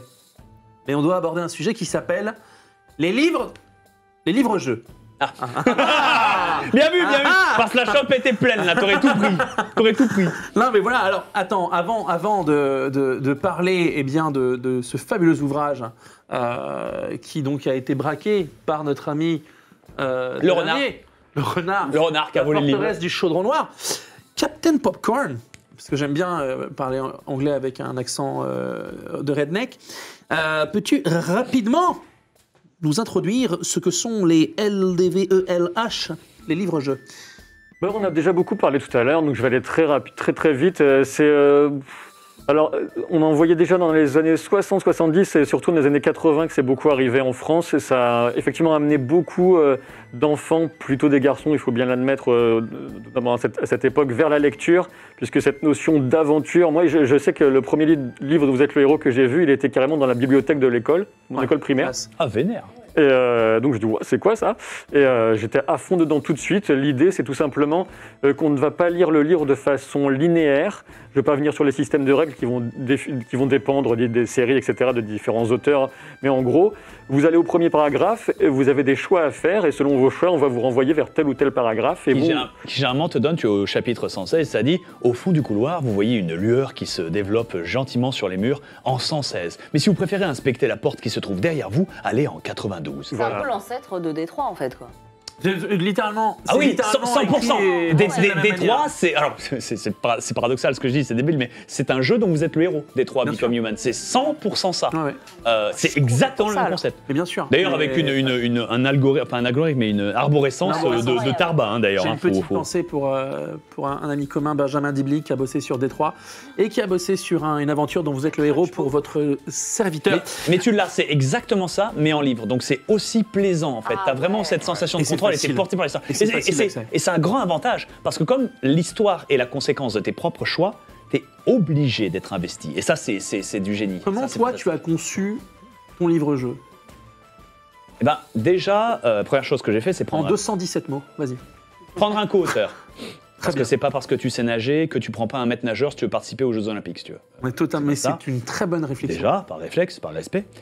Déontologie. De deux, j'ai bouffé des livres dont vous êtes le héros, une quarantaine, et de tout genre, de toute origine et de toute gameplay logique. Afin Dans la Rose écarlate pour les petits. Dans la Rose écarlate, hein, dont j'ai tiré un élément de gameplay, si tu veux. Enfin, moi je prends le sucre. C'est en fait, comment t'as fait ton jeu vidéo ? Bah, tu joues à plein de jeux vidéo, tu prends et notes ce qui marche, tu notes ce qui ne marche pas, et ce qui t'a déçu ou ce qui t'a inconvenu, et tu essayes de contourner ça et de rendre ça le plus fluide et agréable possible. En plus, tu es obligé d'adapter ça par rapport à 2021, où le temps d'attention n'est pas forcément le même, et où la volonté d'investissement dans quelque chose, dans un média, surtout un média neuf, n'est pas du tout la même, et ça donne le résultat que ça donne. Plus d'histoire, plus d'humour, parce que j'aime beaucoup les dialogues. Moi, je n'aime pas les livres dont vous êtes le héros qui sont très très communs, où les personnages sont muets, quasiment. Et surtout, les autres protagonistes sont muets. C'est-à-dire, tu rentres dans la taverne et le tavernier vous dit que ça se trouve vers le nord. Tu vois, tout est à la troisième personne. C'est que du narrateur. Exactement. Et c'est que du narratif et c'est sympathique, mais c'est difficile parce que tu peux pas déterminer. C'est pas les livres de Michael Moorcock, tu ne connais pas. Si tu devais transcrire les personnages à la télé, ils sont pas déjà préécrits. Tu es obligé d'inventer quelque chose de plus, tu vois. Et c'est dommage, parce que du coup, ça n'aide pas à... On peut dire que c'est bien parce que ça laisse la place à l'imagination, mais à un moment, il faut aider un petit peu quand même, c'est pour ça. Donc, c'est ce que j'ai fait. J'ai essayé de réfléchir à comment faire une histoire qui puisse être la plus différente possible et la plus conséquentielle par rapport à tes choix, tout en suivant des points de nexus, des points de goulot qui fait que « Ah ben toi, t'es allé à cet endroit ?» Bah oui, moi aussi. Mais du coup, j'y ai vécu ça. Ah bah pas moi du tout. Mais il faut quand même qu'il y ait des points de raccordement, des choses qui te permettent d'en parler aux autres, de comprendre la même narration sans forcément de la vivre de la même manière. Et de permettre une rejouabilité. Exactement. Comment tu as lancé ce projet ? On m'a proposé, Bob, t'es youtubeur, c'est l'heure de faire des projets faciles, fais une BD. Moi, je les ai regardés, je disais, ah, mais c'est dégueulasse, je veux pas faire de BD parce que je refuse quelque chose qui serait médiocre et qui serait hors de mon contrôle. Quelque chose que je donnerais à quelqu'un d'autre en disant, voilà ma licence, amuse-toi bien. Tu vois, non, oui, c'est rentable, je l'accorde, mais c'est pas forcément quelque chose que je souhaite transmettre. C'est pas moi. C'est les gens achèteraient quelque chose qui a ma tête dessus, mais qui n'est pas moi. Ouais. Quel intérêt quel intérêt, tu vois. L'argent, mais oui, mais quel intérêt, tu vois. Et oui, mais l'intégrité, la déontologie, si tu veux. Le bouquin ? Vas-y. Non, mais c'est... Et ouvre-le au module 30, tu vois. Et non, parce qu'il y a la belle image dedans. Oui, c'est vrai, c'est vrai. Et j'ai réfléchi, on m'a dit, dans ce cas-là, écris une biographie. Moi, je te dis, mais ma vie n'est pas intéressante, si tu veux. Écris un roman. Mais je ne suis pas assez bon romancier, c'est un vrai talent. Moi, je suis conteur. À un moment donné, tu leur as dit, arrêtez de me proposer des idées à la con, laissez-moi faire. Et le truc, en fait, c'est que quand tu es conteur, tu as besoin d'un public. Voilà. Ah ben, c'est moi. Ah voilà. Ça, c'était moi, ça. Ça, c'est au début de ta carrière. Beau-frère, voilà, c'est ça. Avant le saucisson. Mais qu'est-ce que... Le pyro-barbare, le fameux. Pas tout à l'heure. J'ai vu que c'était ton message. Non, mais toi, je t'aime bien, parce que toi, je bouge plus. On sent que... Voilà, t'aimes la moula, tout ça, mais tu gardes ton intégrité. Ça, j'aime bien. Moi. C'est important. Pour moi, c'est sincérité et intégrité, c'est essentiel. Parce que sinon... au moment où t'as levé ton bras, ouais, refais plus ça. Ça sent pour moi, c'est essentiel. C'est ce que tu viens de dire est essentiel. Parce qu'en fait, si tu commences à mentir, tu ne peux plus être conteur. Voilà. C'est vrai. Et d'ailleurs, tout le monde déteste les narrateurs qui mentent. Je pense, tu me disais Detroit Become Human, mais tu as fait, comment ça s'appelle, Heavy Rain. Oui. Voilà, tout le monde déteste le reveal de fin parce qu'on a l'impression qu'on nous a menti. Là où du point de vue narratif du jeu, le jeu sent « Oh mais non, mais regardez, c'est complètement justifié, voilà les ficelles. » Et toi t'es là, mais elle est dégueulasse ta ficelle. C'est Spider-Man 3, où il nous dit « Oui, mais en fait, Uncle Ben, il est mort à cause de Sandman, mais tu l'as pas vu. » Et toi t'es là, mais j'ai vu le film il y a 20 minutes. Ça va se voir, tu vois, Jean-Michel. Ça va se voir, tu vois. Et en fait, à partir du moment où le narrateur te ment, c'est interdit. Tu peux plus faire ça. Donc il faut que le narrateur, le conteur et la personne par extension, ne te mentent pas. Sinon, qui peut te faire... Enfin, qui croirait le récit d'un menteur, si tu veux, même si c'est juste un conte. Donc, il faut dire la chose, il faut être en cohérence et en synergie. Et enfin, le point le plus dur là-dedans, déjà on m'avait dit, du coup, le personnage que tu veux faire, Billy, c'est un homme? Moi je fais oui, parce que si c'était une femme, malheureusement la langue française fait que je devrais doubler tous les chapitres, et là tu te retrouverais avec un Larousse, si tu veux, et moi avec des mal de tête terribles, tu vois, c'est pour ça. Mais ce que je voulais faire, c'était quand même donner la possibilité aux joueurs d'avoir une expression de leur propre libre arbitre qui se reflète dans leur Billy. C'est-à-dire qu'au début de l'aventure, enfin au tout début, tout début, les premières pages, Marie. Vas-y vite, Marie, parce que ça Pardon. Désolée, j'étais prise, j'étais en mode ma grand-mère là. Avance dans les règles, tu vas avoir des objets à un moment. Oui. Ici. Voilà. Au début de l'aventure, tu choisis 3 objets parmi 12. Et en fait, les 3 objets que tu sélectionnes déterminent ta classe, ton caractère de Billy. Si tu prends 2 armes sur 3, tu es guerrier. Si tu prends 2 équipements de protection sur 3, tu es prudent. Si tu prends 2 objets utilitaire, tu es paysan, et si tu prends un de chaque, tu es débrouillard. Et en fait, guerrier, c'est le Billy qui va réagir de manière tu cherches, une version médiévale, donc tu t'enquières, comme ça, et tu sais, qui va mettre des coups de tête. Le Billy paysan, c'est le Billy endurant. Tu as vu Tempête de boulettes géantes?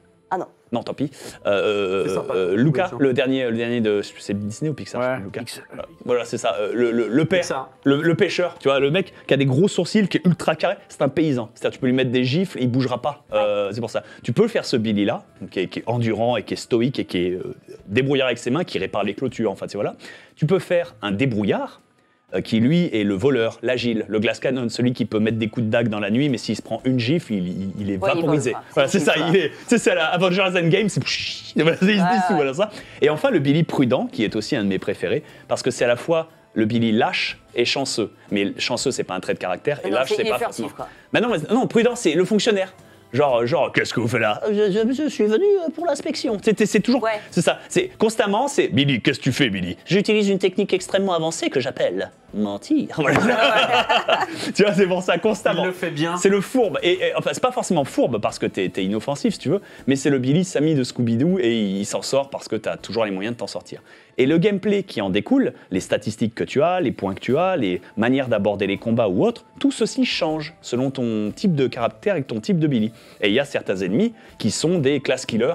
Par exemple, c'est des personnages qui sont faits pour buter ton type de Billy spécifiquement et qui sont toujours cohérents par rapport à ton type de Billy. Je te pose une question par rapport au format du livre. Il en existe 2 formats différents. 3, mais... 3 formats différents. 3 formats. Moi, j'ai vu donc l'autre.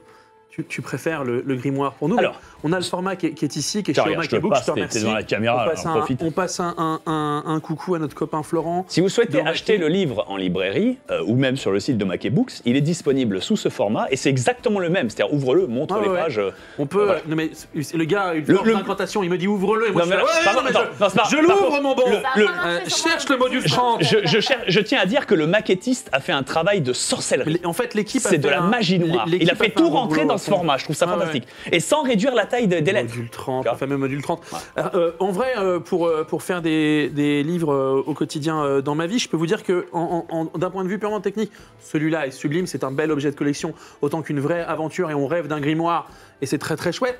Ce format-là aussi que vous trouvez, donc bien entendu, chez Omake Books et puis que vous trouvez assez facilement en librairie, enseigne culturelle, ainsi de suite, pour la modique somme de 12,90, c'est assez bien foutu. Ah oui, 13 balles. Hein. Retourne-le, montre le prix. Parce que 13 balles, et vous avez vu que c'est épais, je me fous de la gueule de personne, s'il vous plaît. En vrai, voilà, dans le métier du livre, on appelle ça une main, ça a une bonne main, c'est-à-dire que franchement, je l'ai regardé, on en a parlé, l'aventure est assez folle, l'aventure est assez belle, et franchement, bravo. Ça prend environ un week-end pour le lire, quelqu'un l'a fini d'une traite en 10 heures parce qu'il l'a speedrunné, si tu veux, mais il a une énorme rejouabilité, et pour prouver ça, et d'ailleurs, il faut savoir que les playthroughs, c'est-à-dire la manière dont tu le joues, est vraiment variable. Beaucoup de gens ont d'ailleurs l'ont encensé pour ça et je les en remercie parce qu'ils ont vraiment fait des Billy différents et vraiment l'impression de jouer un personnage différent à chaque fois. Et le truc, c'est que à la toute fin du livre, l'avant-dernière page, il y a une page de succès. Il y a une page de succès qui te permet de te dire est-ce que tu as vraiment vécu toutes les situations de ce livre? Est-ce que tu as fait tous les trucs fous? Donc à la fin du livre, quand tu finis ton aventure, tu as coché 3 succès sur 50 et tu te dis j'ai pas vu la Centauresse, j'ai pas vu le dragon, je suis pas allé dans la citadelle, j'ai pas sauvé les gnolls, j'ai pas vu les enfants, qui est le voleur, de qui ça parle, qu'est-ce que c'est que ça? Non mais pas vraiment. T'as tout.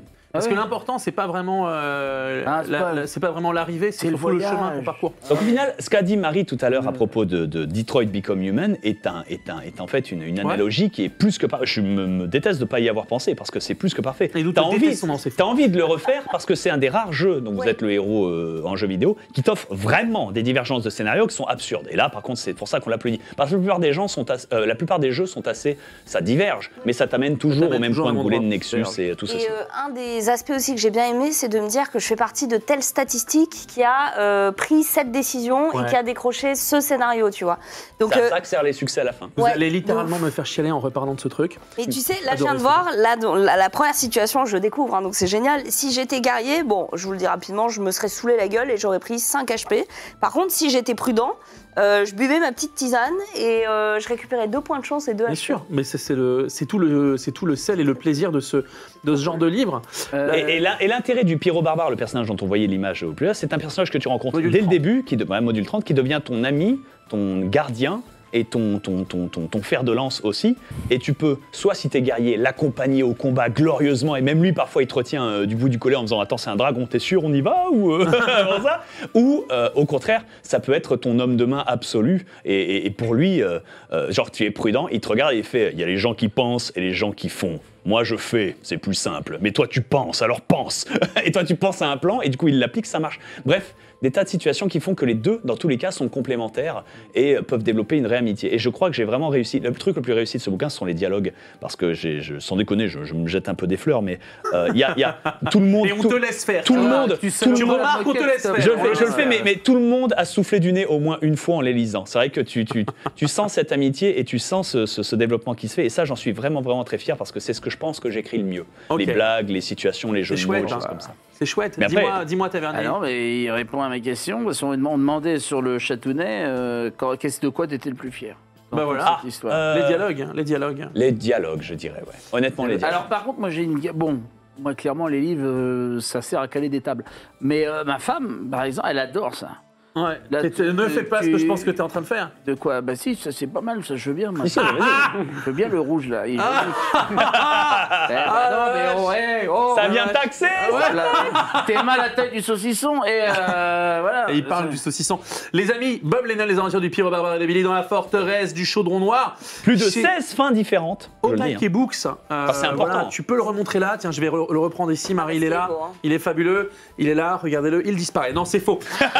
On va devoir avancer. Merci énormément en tout cas de nous parler de tout ça et de nous faire découvrir tout ça et de remettre ça au goût du jour. Dedans, il y a le fameux archétype du barbare qui lui est une dérivée parodique de l'image qu'on en fait de Conan, mais qui, dès qu'on en gratte un petit peu la surface, j'ai fait exprès de l'écrire comme ça, revient aux sources de ce Conan animalistique qui était écrit par Howard et que tout le monde avait oublié dans l'imaginaire de tout ceci. J'ai fait exprès parce que je trouvais ça poétique de faire la boucle en fait. Il est fort, et voilà que l'autre arrive littéralement avec le dessert. Qu'est-ce que c'est que ce truc? Et voilà les douceurs. C'est pas italien ça? Alors voilà. Mais non, mais c'est pas possible. On t'avait mis un petit sachet un peu élégant là. Bah non, mais je sais pas. Mais lui, il paye pas sa patente lui là. Oh là là, le sugar daddy. Mais non, vraiment. Mais je ne sais pas, on m'a filé 7. C'est quoi ce travail? Je discuterai avec Didier. Non, mais ne fais pas ça. J'ai vu ça dans une autre taverne. C'est pas le bon embout. Oh, c'est Noël. Oh, il neige. Oh putain. Oh, il neige du diabète. Les amis, il est temps pour nous d'avancer vers la rubrique suivante. Et on va se tourner vers notre chère Marie avec les brèves de comptoir. Ménestrel, fais péter le jingle.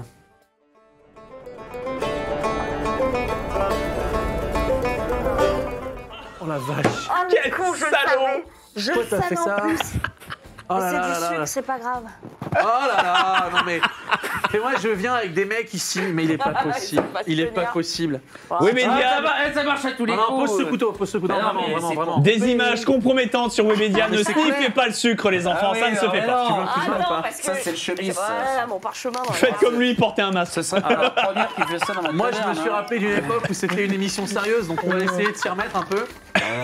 Regardez, c'est la dernière de 2021. Regardez-moi ça, c'est pas beau l'entrée là. Oh là là, le miel. Oh là là, c'est jaune ça, c'est beau ça, c'est beurré ça. Alors, Marie, tu vas nous parler. Attends, je sais pas comment on va faire, ça va aller? J'ai 3 et 5. Donc je vais être comme ça sur les listes. Attends, je ressors ta chronique si tu veux. J'aimerais bien. C'est les tatouages barbares, on y est. On parlait du barbare, mais toi tu vas nous parler des autres types de guerriers si tu y arrives. Parce qu'on a fait vraiment le thème principal de cette émission, l'image du barbare, mais il ne faut pas oublier qu'il y a de nombreuses comment dire, figures très différentes des archétypes. De guerriers existants. Et je suis sûre que vous les connaissez, on en a déjà parlé de toute façon. Un petit peu, bien sûr. À travers notamment le livre de Bob. Par exemple, si on devait se représenter un arbre de talent, par exemple, d'un côté la force, ok, de l'autre côté la dextérité et de l'autre la magie. Ouais, franchement, c'est impressionnant. On avait dit 3 par Marie. 1, 2 et 3. N'est-ce pas? Qu'est-ce que je l'aime. Je me sens comme à la maison. Et bien du coup, le barbare, vous me direz qu'il serait plutôt vers l'arbre de La force. De la De la force. force. Avec évidemment. un peu d'agilité, même un peu plus. Hein. Je dirais 3-4 tics vers l'agilité. Hein. Ah, mais justement, on va y arriver. Pas déconcentré. Parce que justement, la force, eh bien, ça représente la puissance brute, la façon dont vous allez mettre des dégâts dans les bastons. Mais il y a des archétypes qui sont un petit peu plus dans la finesse. J'adore parler de finesse, alors que j'ai du sucre sur la gueule. C'est vraiment On rappelle à toutes les personnes à tous les visiteurs qui rejoignent la taverne maintenant que C'est du sucre. glace. C'est du sucre. Fais péter le pot rose. Non, mets-le il fait devant. rien péter. Il fait rien péter. Non, voilà, merci. Ouais. Ah non mais montre-le. Tavernier, Il laisse ça ambigu. j'aime autant te dire que si on paye les consommations ce soir, on s'installe dans une autre taverne la prochaine fois. Continue, chère Marie. Oui, alors l'archétype le plus proche finalement du barbare, vous le connaissez forcément. Si je vous dis frénésie par exemple. Berserker. Berserker. Et oui, le berserker. Coup de guerre en français. Ah ouais, je ne savais pas. Toujours berserker, c'est pas un mot français. Berserker. Bah, tu vois, ça c'est exactement la dégaine que j'ai le samedi quand je vais au marché. Oh purée, c'est Ouais. rassurant. Avec un peu plus de C'est bon ça. de bide. C'est Continue. rassurant. Alors, il est issu des mythologies, vous le savez sûrement, nordiques, vikings. On lui attribue une part de mystique, du coup, puisqu'il puise dans une magie propre au culte de la chasse. Animalistique, ouais, toujours. Exactement, afin d'atteindre du coup leur plein potentiel. C'est vraiment l'archétype du berserker qu'on connaît donc sous le nom de frénésie, dont je vous parlais il y a quelques instants, et on parlait de cette proximité d'état sauvage animalistique que tu abordais. Généralement les loups, les ours, tout ce qu'a des crocs et qui bouffent des trucs. Tu vois. Exactement, qu'on attribue du coup aux druides. Ça me faisait penser aux druides dont on parlait dans WoW, par exemple, le druide fédéral, qui peut se transformer aussi en ours, Chaman, voilà. Ouais. etc. Voilà. Et du coup, il y a d'autres exemples dans The Witcher, les berserkers de Skellige qui se transforment littéralement en ours. En ours. Et comme tu disais, bien, il y a aussi les loups ou encore le sanglier. Sanglier, j'avais pas... Ah si, c'est vénère un C'est sanglier. mon animal totem. Les sangliers, les sangliers, c'est vénère. Le roi Arthur, c'est le sanglier de Cornouailles, hein, tu vois. Donc, Ah la vache. si un mec avec ce niveau a choisi pour animal le sanglier, c'est que c'est déter. Un En fait. sanglier, ça te couche un arbre ou une 205 si tu veux. Donc, C'est extrêmement déter un c'est sanglier, dingue. hein, faut pas déconner. C'est vrai, 120 c'est vrai. kilos. Un sanglier, quand ça me rencontre, ça dit bonjour cousin. Continue. On continue du coup dans l'ordre alphabétique. Donc là, on était dans le berserker. Vous avez peut-être le prochain terme. Ça commence par bré, ça finit par teur. Le bretter, Le avec les petites épées là. alors, allez vite. c'est effectivement avec les petites épées, comme tu disais, on a certainement plein d'exemples. Je pense à Fiora dans League of Legends, Bien par sûr. exemple. Mhm. On a également Arya Stark dans Game of Thrones, ou encore Syrio Forel, toujours dans Game of Thrones. C'est un Syrio Forel, style qui est tout en finesse, de par son arme déjà. Et moi j'ai une petite pensée pour Raphaël de Soul Calibur. c'est pas un Non, bretter non, lui c'est un escrimeur. Non, oui. un Si, bretteur. si, Raphaël de Soul Si, Calibur. totalement. Oui, mais c'est un escrimeur, lui. Oui, bah alors. Il fait de l'escrime française avec un FR majuscule, tu vois. C'est moins de la... Alors que la spadassine dans For Honor, elle, c'est une bretteuse. Elle a la Ok. petite dague, elle a l'épée, elle est agile, elle est rapide, elle sait de planter et de pointer ou autre. Alors que l'autre, il prend clairement les postures Oui. de l'escrime. Fiora, c'est une escrimeuse dans League of Legends quand même. Tu marques un point. Il me semble, hein. Il me semble. Mais je pense que c'est Bien deux. joué. Je l'ai Non mouché, mais celui-là. non attention. Bon C'est après, un style tout moi en je parle de finesse. Raphaël de Soul Calibur 2. Hein. Là, ils mettent des Raphaël qui commencent à dégénérer. Plus ça avance, plus il ressemble à Dracula de Castlevania, si tu vois. Enfin, ça veut plus rien dire. Justement, on retrouve ça chez les vampires comme Alucard de la saga Bien sûr. Castlevania, Bien un sûr. style tout en finesse qu'on peut rapprocher de la noblesse. Un autre guerrier qui est associé également à la noblesse et à la culture médiévale occidentale, vous le connaissez, c'est le chevalier, la figure noble, la figure du Le gentil. chevalier errant. Un titre honorifique, plein de valeurs, présent dans la réalité, utilisé de manière récurrente dans la fiction, toujours apparenté à la religion, à un code moral, à la chrétienté, une chevalerie qui entend que ce guerrier est au service d'un suzerain, hein, c'est pas un ronin quoi, Ouais, c'est ça. et qui fait vœu de protéger les plus faibles. Bon, l'exemple le plus fort c'est Lancelot, Ouais. qui est probablement le guerrier qui correspond le plus à cet archétype, un code moral qui est souvent mis en confrontation avec les décisions du pouvoir qu'il sert. On pensera notamment à Jaime Lannister ou encore Brienne de Tarth dans Game of Thrones. Bien sûr. Je pensais également à, comment il s'appelle, Garen, toujours dans League of Legends. Totalement. Moi, je pense au dernier chevalier, celui qui s'est fait buter par une arme à feu, justement, c'est le chevalier Bayard.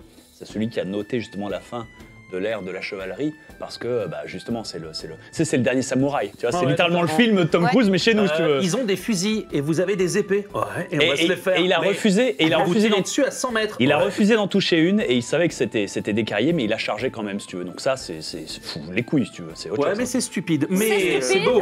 Les mais couilles. c'est ballsy. Lui, C'est il ballsy. combattait avec honneur, pour citer Game of Thrones. Effectivement.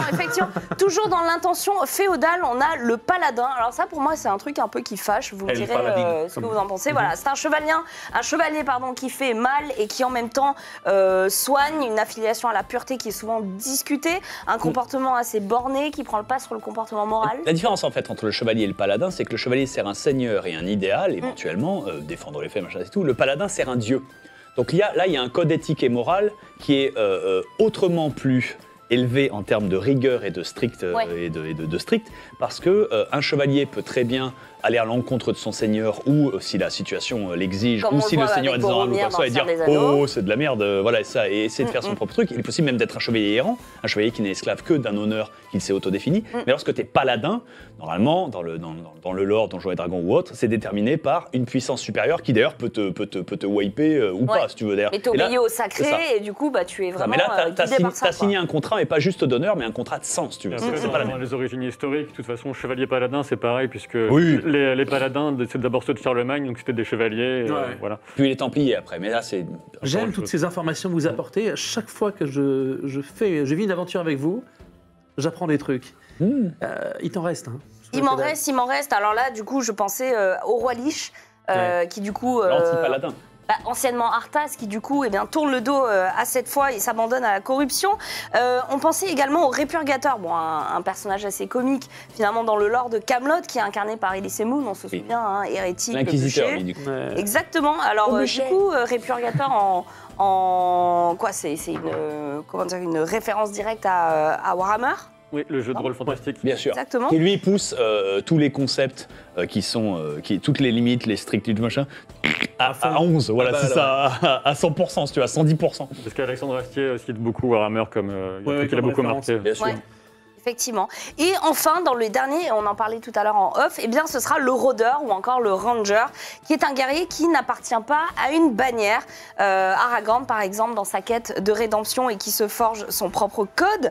On a également Geralt de Rivia, le héros de The Witcher. On a Miyamoto Musashi. Attends, tu vas loin parce que Miyamoto Musashi, c'était pas un chevalier.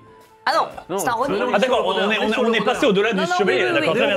Parce que là, t'étais en train de citer Gérald, t'étais en train de citer Miyamoto, je dis attends, c'est un sorceleur, attends, c'est moi, attends. Là, je vois le temps qui file et je suis en mode, alors oui, on a les aventuriers. Je te remercie. Mais je le vois dans tes yeux, je le vois dans tes yeux. Non, je suis vrai, je ne t'invite pas à aller plus vite, je me gère. Disons que la recette de cuisine...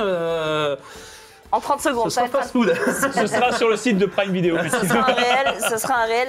Du coup, oui, donc j'ai cité Geralt de Rivia, le héros de The Witcher, qui n'hésite pas à discuter des notions de bien ou de mal, mais dans la culture orientale. Donc oui, effectivement, on passe dans un tout autre archétype. C'est l'archétype du Ronin qui correspond, le plus connu étant du coup celui que je disais, Musashi, ou encore Kenshin. Totalement. Oui, Kenshin, vraiment, oui. Ou encore Tom Cruise, quand il se perd un petit peu. ou encore Keanu Reeves. Dis donc, poète. Je cherche des trucs. Question. Si imaginons vous étiez un guerrier, parce que vu vos gueules, ça a pas l'air de... Voilà, bon. On imagine, vraiment, faut imaginer. Seriez qui comme guerrier? Genre un guerrier de fiction, un personnage qui existe déjà ou... Bah oui, tu vas pas me l'inventer, quoi. Un belliciste, un duelliste ou un mousquetaire. Il me faut un fleuret.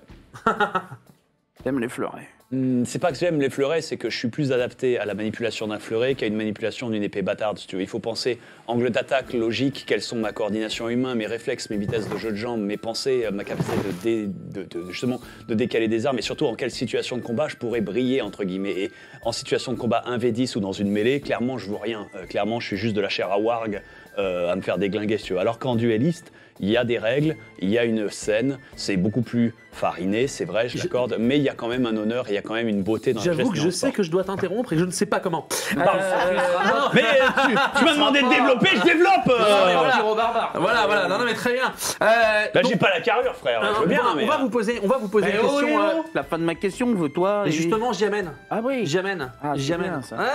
J'y amène. Et puis je vais passer en cuisine dans la foulée. Moi, sur mon non, mais justement, là, on parle barbare, on parle archétype. Dites-nous dans le chat, s'il vous plaît, de quels autres archétypes ou de quelles autres figures vous voulez qu'on parle prochainement. Merci Marie De rien. pour toutes ces informations. Et pour répondre au tavernier, moi je serais un voleur.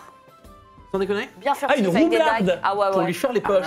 Des bonnes petites Les dagues. chinoises, là. Ouais. Une roublarde avec Et- des dagues à roues. Avec des petits poisons. Et mon bon capitaine, Passe derrière. Moi, le barbare, j'aime bien quand même. Bah, le barbare, ok, bon. classe. Pas de gnome. Lui, il peut. Tu vois. Une arme un peu lourde pour avoir testé en grandeur nature, j'aime bien. Ah, si tu veux, je peux te faire rencontrer mon cousin Hook. Le mieux, c'est un prochain coup, marteau. Avec plaisir. Ça s'émousse pas, ça marche contre La tout. masse, c'est bien. Voilà. Et Merci. Et toi Thibaut? Non, mais moi non, ça va. Moi, Ménestrel, j'aurais pas. Non, Ménestrel, non. jongleur. Non. Voleur, la furtivité du mec. Je pense gourmet, mais ça sert pas à grand chose à part pour les bivouacs. Avançons ensemble, prestement, Gourmet, vers c'est une vraie la classe, hein. salle d'arcane pour notre prochaine rubrique. Ménestrel, fais ton œuvre.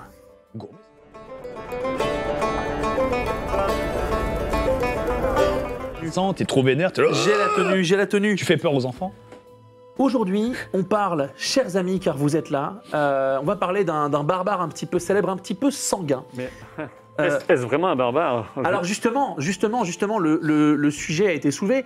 Barbare, la frontière est encore floue.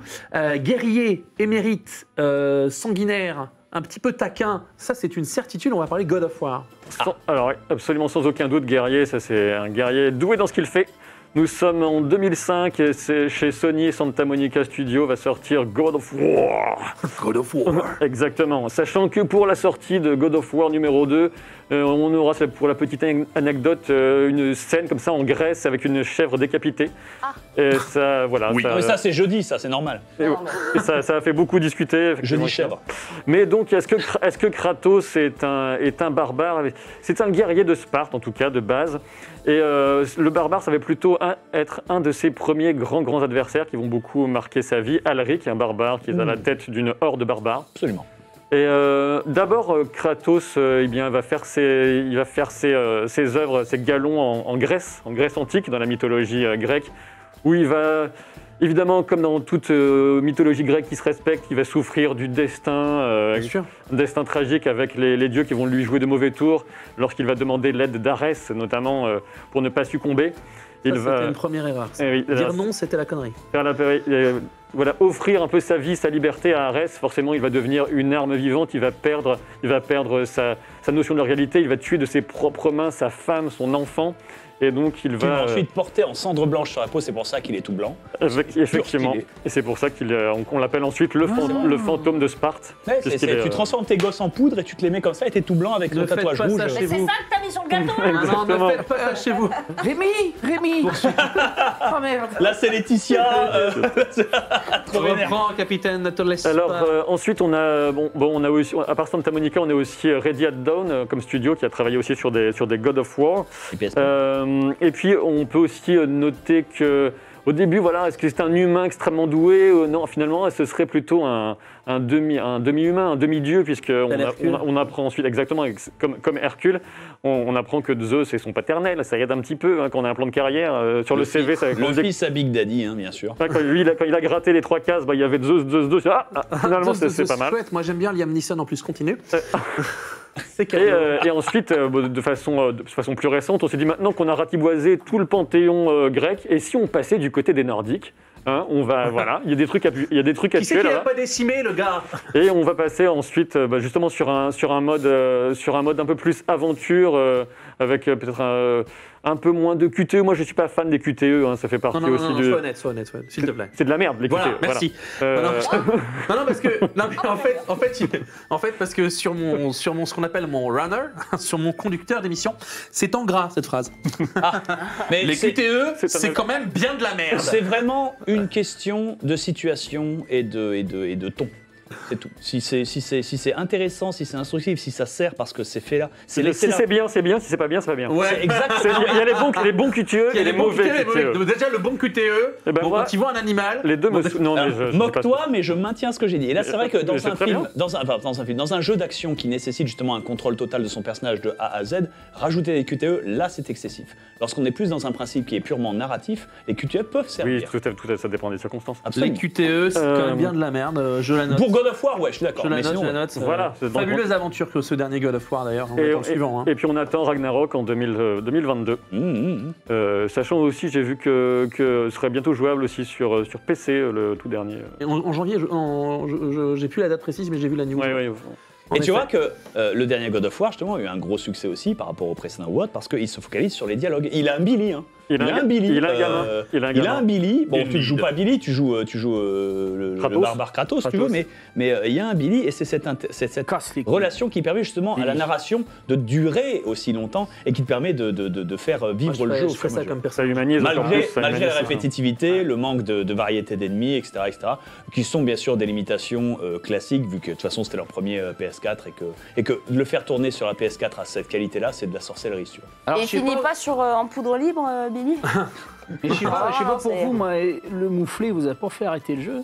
Non. Ah, moi, le gamin, il m'a supporté. Non. Je l'ai envoyé dans les trous, j'ai jeté là, il était là encore là. Non, moi, tu le fais picoler, c'est trop bien. Notons pour la petite blague que la voix de Kratos dans le dernier jeu est celle de Christopher Judge.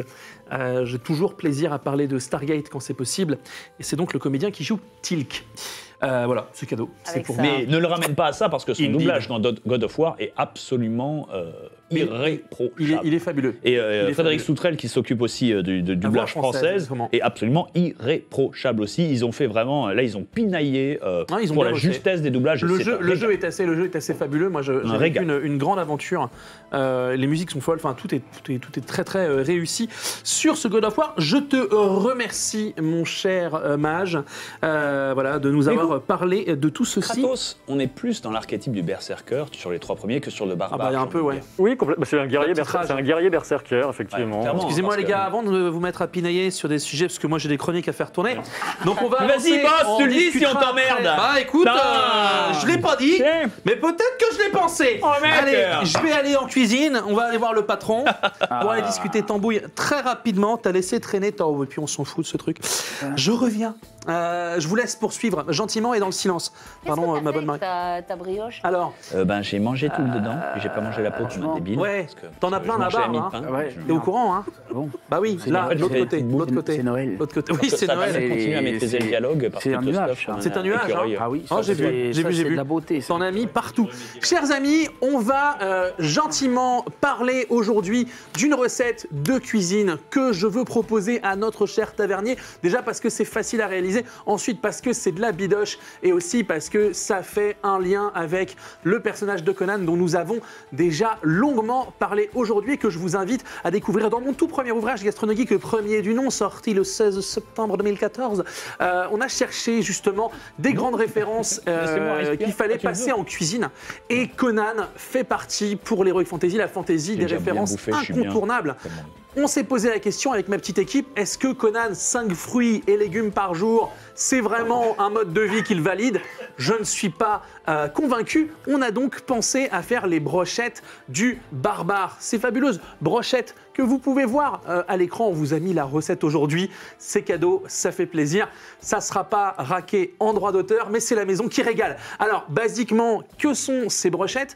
Technique un petit peu connue pour les cuisiniers du tigre qui pleure, c'est de l'onglet de bœuf, qui est donc une partie très très tendre du bœuf, qui a aussi un fort goût assez proche du goût faisandé, qui est assez sanglant. On voulait rester dans le graphique, on voulait rester dans la pièce fondante qu'on va faire mariner pendant plusieurs heures dans un mélange de sauce soja, d'huile, que ce soit arachide ou que ce soit olive, d'ail, de gingembre, de poivre mignonnette, de piment, de plein d'autres choses. C'est vraiment une base, avec des agrumes, avec de l'acide. C'est une base de marinade qui va servir véritablement à attendrir la viande. Petite information cuisine pour que vous le sachiez, quand on fait une marinade qui dure 15 minutes, 10 secondes, 3 minutes, machin, c'est pas vraiment de la marinade, c'est plus de la condimentation, car je vous le rappelle, il faut presque 1 heure à la marinade pour pénétrer 1 mm d'épaisseur de chair.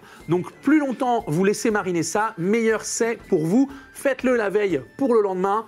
Piquez ensuite cette viande sur des brochettes et faites-la griller sur une grille bien vive ou dans une poêle bien vive afin de pouvoir la saisir. La petite sauce, la petite marinade, vous la gardez à côté, vous la faites réduire. Ça vous fera une fabuleuse sauce d'accompagnement. La viande, bien entendu, vous la mangez. On vous invite à vous la manger plutôt saignante. C'est une viande qui se le permet. Notez que, vu la marinade, si vous suivez les conseils de la recette et si vous reprenez ça chez vous, fondamentalement, vous verrez que, même en la faisant un petit peu trop cuire, ça restera fondant sous la dent. Voilà pour les brochettes du barbare inspirées par Conan. On dit qu'on met ça à la carte prochainement, Tavernier? Bah moi c'est de la bidoche. Moi à un moment donné, de la bidoche, tu sais bien que moi j'en De la bidoche et de l'ail, voilà, ça passe. D'ailleurs, il y a un mec qui m'a appris un truc dans une taverne Ouais. pour savoir la cuisson d'une viande. Oui, c'est vrai, c'est une très comme bonne ça. technique. Tu mets ton doigt là, Oui. ça c'est nul. Non. Ça c'est moins, ça c'est bien. On ça, va la c'est- refaire, Là, si tu veux. là Ouais. c'est bien cuit. Là c'est cool. Et Basiquement, là, voilà. Basiquement, en fait, vous là, pouvez c'est maîtriser, on vous le donne. Vous pouvez, si vous ne voulez pas piquer une viande que vous faites cuire afin de ne pas libérer son jus, libérer son sang, afin de travailler, voilà, savoir, vous C'est là. tâtez du doigt votre steak, votre pièce de bœuf. Si vous appuyez ici, littéralement, là, vous avez l'équivalent d'une cuisson bleue saignante, voilà. Si vous jointez littéralement vos doigts, ici, vous avez littéralement en fait une cuisson un petit peu plus voilà, saignante à point et ainsi de suite. Et plus vous avancez, plus le muscle se durcit et plus la vous merde. comprenez la cuisson. Merci Tavernier d'avoir parlé de tout ça. Ben, c'est avec plaisir. Je retourne me mettre à table Ah et oui, on va c'est- aller du côté des bardes. Ah bah moi j'ai dit. Assez expéditif. Ah mais j'ai aujourd'hui. annoncé les petits On a à potes. peine le temps de picher que ça y est, c'est Bah terminé. t'as vu ça Regarde. Je t'ai rattrapé la roue du temps, mon pote. Quelque chose de bien. Bon, alors, Tavernier. Faites péter les donzelles et les festivités. Alors bon, en fait, pour une petite animation, j'ai embauché mon petit neveu, là, Timmy. Et il fait pour quelques sesterces, là, quelques pièces d'or, il fait votre portrait, voilà. Il vous dessine, quoi. D'accord. Et donc, ce que j'ai envie de vous montrer, c'est quelques dessins d'aventuriers qui sont venus dans ma baraque, hein, à la taverne, pour voir un peu si vous avez arrivé à reconnaître le travail de Timmy. Bon, Sur une échelle de 0 à byzantin, on en est où dans l'impressionnisme, si tu veux? franchement, on est au niveau bourré. Alors, non mais voilà, enfin bon, putain, Le problème du Timmy. lait de chèvre en fait, c'est Ah comme ouais, si c'est ça, il c'est ça. est bien fermenté. C'est que quoi. quand tu le laisses traîner trop longtemps, il devient assez vénère en Ouais, fait. c'est ça. Il développe sa propre c'est civilisation, son propre Ça langage, quand Pique il les parle. dents. Alors, je vous présente Envoie le la sauce. premier tableau de Timmy. Là, regarde, oh là là, ça c'est terrible. Bon, je précise que la J'ai envie de te dire, est-ce que c'est Link? Bah, c'est lui. Bah, voilà, sûr. ça y est, c'est bon. Et c'est même gagné. Link de Breath of the Wild en plus, les gars. Tu m'en demandes trop. Il y a Et, de tout, C'est Link, oui, c'est ça, c'est vrai. Alors on le reconnaît bien, hein, surtout la couleur verte, parce que sinon le reste. Alors, peint par Picasso, ivre, après ça te fait frapper dans la bouche, si tu c'est veux. ça, hein. c'est Sachant qu'il méritait. Donc en gros, ce que je vais faire maintenant, là, maintenant que je vous ai un peu chauffé la planche, là, Ouais. c'est que je vais vous montrer plein de tableaux de Timmy et il va falloir essayer de trouver qui est le guerrier, la guerrière. Et donc, le gain de ce soir, c'est mon étui à couteau personnel, ici même, un saucisson. Voilà. Très bien. C'est Et noté. c'est mon étui personnel. Il passe pas la douane avec le Ah couteau. bah, regarde. Hop, quoi? Moi, Bah, une tu arme veux blanche, tout récupérer. ça? Absolument pas. C'est une glace, regardez. Regarde, hop, bah, absolument pas ce que vous croyez. Alors, on y va, c'est reparti. Deuxième tableau. Putain, mais les plus petits, hein, on va pas se. Si on peut y La aller. bonne réponse a été donnée, je crois. hein. C'est quoi Arthas, hein, elle a dit Arthas, bien Ah sûr. oui, bah c'est Arthas vrai. de C'est vrai, Benetti, là. putain, elle est forte, elle aussi. Elle est balèze. Ah, J'ai même pas le rigole temps de pas. donner mes indices. J'ai des indices, hein. Mais là, vous me les dégommez. Tu comme, veux, Non, mais si tu les- veux, on peut faire un truc super simple. Si tu veux faire, parce que Il est pas si tu veux mauvais, faire- Timmy, hein. Non, si tu veux, ce que tu peux faire, Oui. c'est annoncer les indices, Oui. ensuite envoyer l'image. D'accord. Si on galère. quoi. Si on galère, Si on galère. le problème c'est que là on galère pas du tout. Vas-y, Bah, parce que, vas-y, bah, en plus, envoie le avec les prochain, épaulettes qui on font la va- taille de deux Après bâtiments moi de j'ai grands, je d'autres suis, on l'a recettes. S'il faut reconnu. que je repasse en cuisine, reparler un peu de tambouille, je m'en fous. J'ai ce qu'il faut sous la. Allez, on y va. Non, mais on laisse que Pop répondre à la prochaine, vas-y. Vas-y. Envoie. Voilà. Attention. Oh, mais là, déjà, vous allez en chier. Mon Pop, Là, on dirait un hérisson sous ma calèche. Jon Snow. Jon Snow. Oui, c'est ça. bah C'est ça, bravo, c'est- tu vois, impeccable. C'est vraiment trop facile, là. C'est. Oh, On enchaîne. Allez, cuisine. Qu'est-ce que c'est, ça? Geralt de Rive. Quoi? The Witcher. Geralt de Rive, il Ah, a mais dit. vous foutez de ma gueule, comment tu reconnais The Witcher là-dessus, toi? Bah, le visage. Les rondins. Les rondins, d'accord. C'est un bûcheron, qu'est-ce que c'est cette affaire? Ok, d'accord, on enchaîne, ils nous trouvez. Ça, c'est qui? Xena la guerrière. Ah, mais putain, vous faites aucun effort, la Timmy, il l'a tellement bien peint, là. Ouais, c'est ça. Même moi, j'arrive à la reconnaître, bordel. Je tiens quand même à dire il faut quand même qu'on. On n'en a pas parlé ce soir, mais on peut bien entendu rendre hommage à Xena. Ah bah c'est Oui, si l'on laisse à Gabriel, Ah oui. on t'embrasse. Qu'est-ce qu'elle fait elle maintenant Et Hercule, le gars qui faisait la série Hercule Kevin aussi. en même Sorbo, temps. bien Et sûr. même avec, attends, les meilleurs épisodes, c'était les épisodes crossover. Les crossovers Let's entre go, let's Les go. crossovers entre les deux. Oh, les bébés Xena Hercule, moi je veux voir ça. Le mec il sort, il a déjà des muscles, il est imposable. Ah, Moi, j'aime autant vous dire que tu parlais et mon sillage tout à l'heure. Lucy Lawless dans Spartacus. Ah oui. Ah oui. À jamais Xena la guerrière Bien sûr. dans mon cœur. Continuons s'il vous plaît. Bah si tu veux, elle est à la cour des miracles, elle jongle en ce moment. Guts. Quoi Guts, dans Berserk. Ouais, c'est bon, c'est ça. Allez, on enchaîne. Oh là là, mais... C'est là que. Je pense à celui qui a prévu ça, là, Et mais... il s'est dit, hey, j'en ai mis quelques-unes. Ouais. Est-ce que j'en ai mis Alors, assez est-ce que je dirais que c'est Ike de Fire Emblem ou pas du tout? Bah oui, c'est... Allez, ok. Et let's go.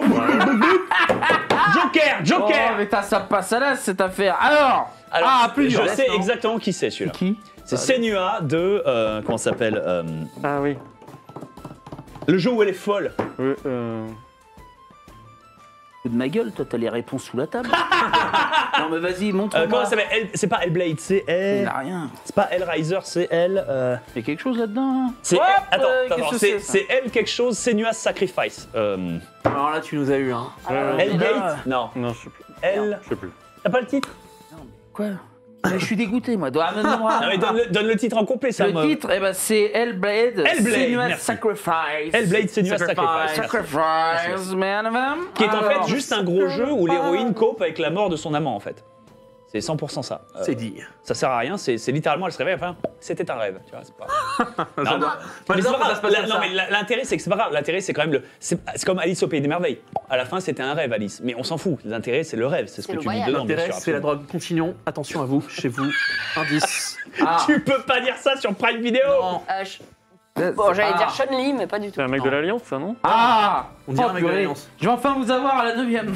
mais Eh c'est- ben, mon vieux. Et c'est bon, je. Je vais faire Ou du c'est suspense. ou, Garen. C'est qui C'est Garen, ouais. Regarde, il est dépité. Ou alors Allez. On enchaîne. Il est dépité. Aragorn. Mais putain, mais comment vous faites pour reconnaître Aragorn? Bon, là, par Oh contre, la j'ai- vache. Attends. Oula, Ave César, là. Hein. Là, on est du côté de. Ah oui, là c'est dur. Ah là, vous allez en- Judge Dredd, non pas Judge Dredd.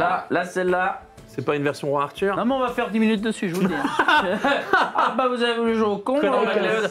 Avec un slip On rouge est comme pas à ça. Rome. Ouais, ouais. C'est pas un mec qui s'appelle Kane ou je sais pas truc. De Kane de Legacy of Kane. Une bande dessinée, un mec. Solomon Kane. Ouais, vas-y, c'est par là, ouais. Solomon Kane. Tu chauffes. Pas Solomon Kane. Non, c'est pas... Ah celui-là il est compliqué. Ah non, c'est bon. Dante de Non, c'est pareil. enfin de Dante de David McRae. Voilà, c'est ça, allez. C'est Dante, ouais. Non, c'est pas Dante. Je savais que ça Non, c'est pas Dante. C'est pas Dante. C'est pas Dante. Ah, merde. C'est Devil May Cry, mais c'est pas Dante. Eh Je ouais. pensais, attends, on aurait pu. Alors, c'est parti. Maintenant, je vais vous donner des indices. Un indice chez Vas-y. vous, maintenant. Liste. La caméra est là, chez vous. C'était l'autre caméra qui fait la On voit que je suis pas présentateur. Ça fait vraiment tavernier qui teste chaque fût qui rentre. Ah ouais, non mais... Indice chez Tout vous. à l'heure, j'en ai Rassurez-vous, messieurs, ils sont tous empoisonnés. Indice chez vous. Le premier indice, c'est que le motif parle de lui-même. Ah, donc on est en Écosse. C'est un tartan. Braveheart. Non. Ah, Bah, William William Wallace. William non. Wallace, ouais, on peut tenter. William Wallace. Non, pas Mais William. non, mais on était pas sur Devil May Cry. On n'est pas Non, du tout sur Devil May Braveheart. Cry. Devil May Cry, le mot. Et donc c'est pas Connor McLeod, c'est Euh, pas Duncan McLeod, c'est pas Pixel. Highlander. c'est Connor C'est Highlander. McLeod. Mais Connor McLeod, je l'ai balancé il y a 10 minutes. Ah ouais? Ouais, voilà, c'est Ah pas ouais, grave. j'aimais bien faire du Mais personne Highlander. m'écoute. Mais c'est Highlander. J'ai vu un tartan, j'ai dit Quel Connor McLeod. film. Mais Highlander, c'est Quel pas un film de c'est pas un merde. barbare. Alors, Ah, c'est pas un barbare. Il mais est surtout- renié par son village. Non, non, mais Dougal, à ce un moment, bâtard. il commence un Highlander. Ça compte. Le juge l'accorde. Highlander, c'est parti, on enchaîne le suivant. Highlander, hein, les gars. Ah, mais face. Master of the Universe. Enfin, du coup, He-Man and the Masters of the Universe. Achète les jouets. Le suivant. Bien sûr. Alors attends, avant d'aller au suivant, parce que Oula. du coup ça Che c'est Princess Guevara. Bride. C'est Che Princess Guevara. Bride. C'est Inigo Montoya. Ça. Bien sûr, Ouais, évidemment. You have killed my father. Prepare to die. Évidemment. On vous invite quand même à jeter un coup d'œil très très succinctement. Moi j'ai beaucoup aimé, je sais pas si c'est partagé, mais du coup la refonte de Masters of the Universe par Kevin Smith. Voilà, Revelations, allez-y, regardez, mangez-en, c'est très sympa, ça fait plaisir. Et du coup, Princess Bride, on vous invite aussi à aller voir avec voilà, vous avez Inigo Montoya, Cary Elwes, du coup pour on dirait un clip de Queen, là, sous la ça marche un petit peu, mais alors c'est très drôle parce que quand tu as vu le personnage qui fait Inigo Montoya et que tu penses, par exemple, à Esprit criminel ou à Homeland, eh oui, c'est le même comédien. Oh, mais C'est fou. Eh ouais, quand c'est même, assez fou. C'est fou. Hein. Prepare to die. Voilà, tu peux continuer. J'ai la même moustache que lui aujourd'hui. Oh, bah, Du bien coup, c'est sûr. Bâtard. Non, mais non, mais non. Bâtard. Du coup, c'est Alucard. Non, mais il joue plus le tavernier. Allô? Ah non, je suis vexé là. Et oui, Je me mange. Ah. et oui, c'est Alucard parce que ça serait pas cohérent que ce soit le Bator si tu veux. Oh, bah, j'avais envie. Je Non, voyais une mèche folle. c'est pas du tout ça en plus. Pas C'est Alucard ça. Ah, non, non. Et ben l'indice là, Bah, c'est Elric. il s'empile. Elric. Eh ben, c'est un personnage de légende. Et voilà. c'est pas Elric. Alors, c'est pas Lancelot. De légende. Ça va l'énerver, il va nous balancer un schlass à travers la tambouille. Vas-y. Arthur. J'étais à deux doigts. Non. Non. Galad Non. Pas mal, c'est tenté, c'est pas mal ça. on l'a tenté, hein. Balance tes indices, Ulysse. Tavernier. Ça existe aussi dans un jeu vidéo. Attends, Ulysse, Ah, Hercule. ouais. Voilà. C'est un mec avec une armure, a priori. Ouais, déjà, ouais. Ouais. C'est Siegfried sous le Calibur. Ouais, bien joué. Ah, le Siegfried, celui de la Eh, on légende. voit qui c'est qui a une oreillette, non mais. Regarde, je suis navré. Je sais plus où elle est, mais elle est pas là. Il est Elle augmenté. pas là. Il est augmenté. Elle Il est est pas là, elle est augmenté. là. Je l'ai pas. Non, en vrai, en plus non. Eh, Siegfried, tu l'as sorti d'où Non, c'est arrête-toi, une armure, un jeu. C'était en quoi la vrai. légende de Siegfried déjà? Il a buté un dragon, c'est ça? Oui. C'est ça. J'avais pas suivi. C'est tout. Non, et après il était invincible. Un Ouais, truc mais comme c'est ça. classique, il y a une feuille qui vient se Oh, ça il y a m'a une ça m'a feuille qui presque froissé, Tavernier, parce que j'ai pas l'oreillette. Ah oui, depuis le départ. c'est le talon d'Achille, mais version allemande. Bah en mais fait. j'y suis comme ça. Version J'y vais, moi je joue, tu vois. C'est ça. faut pas Et c'est la feuille sur l'épaule et que du coup c'est le seul endroit. La feuille sur l'épaule, le sang du dragon se déverse sur lui, il est invincible, sauf à l'endroit où la feuille s'est posée. Ah, c'est baisé. Ah, voilà, mettez Fallait des prendre sa bibous douche dans le mieux. chat, là, il est vexé, gastronique, là, il est vexé. Allez, on y va, mon bichon. Et un petit dernier pour la. Et du coup, il est mort de ça, comme une merde. Voilà. Clairement. Bah, ça, c'est il- pas Mardi, Hercule. ça. Bah, c'est C'est Conan. C'est Conan, bien sûr. Si, mais c'est Marie qui l'a dit. C'était la chronique la plus dingue que j'ai jamais vue. Arrête-toi. eh, Alors, c'est franchement, Conan qui est fusionné à son J'allais cheval le dire. quand même. Hein, C'est ça. Conan qui est fusionné J'en ai avec vu. Xena la guerrière. Si tu veux le C'est remettre, Xena et Conan qui mettent un potal à c'est- chacun. Voilà, ça c'est fusionne. Xenan, en C'est fait. Dragon hein. Ball. Xenan. C'est Xenan, C'est Xenan, Xenan, ça, hein, la c'est- Cimmérienne. On te fait plein de bibous dans le chat. Mais- Pourquoi que Oh. t'avais l'air un peu chafouin. Non, mais moi j'aime pas qu'on dise qu'on triche quand je triche pas. Mais non. Autant j'assume quand je triche de tricher, autant là, moi j'y vais franco. Moi je joue au jeu pour jouer, Non, mais même pour le si- beau geste, pour le Même bel s'il instant. a pas d'honneur, il supporte pas qu'on l'insulte, si tu veux. C'est un peu normal. ça, Ouais, c'est un peu ça. Ah, ça va. J'ai pas d'honneur, mais j'ai du talent. Les amis, il va être le moment pour vous d'aller sceller les chevaux, d'aller préparer le pactage. On repart à l'aventure. Je m'occupe L'addition. d'aller payer l'addition, même si j'aime autant te dire que ce soir, il va y avoir la ristourne du taulier. Alors, Les réducs. prends le matos, tiens, ça lui fera les pattes. Bon, alors, après, nous, toi il faut qu'on discute un petit peu la note, mon copain. Franchement, je pense qu'on n'a pas été trop mal. Hein. On n'a pas été trop mal. Mais avant qu'on débriefe, les amis, on vous remercie encore énormément d'avoir été là avec nous ce soir dans la taverne. On espère bien entendu que vous avez passé une bonne soirée, que vous avez appris énormément de choses. Et puis si vous n'avez pas appris grand-chose, qu'au moins vous avez été divertis. On se retrouve dans quelques semaines, nous l'espérons, pour une prochaine aventure. Passez une excellente nuitée, une excellente fin de soirée. Prenez soin de vous et à très très bientôt. Ce que je disais, c'est que rapport au fait que moi j'ai pas eu de saucisson encore.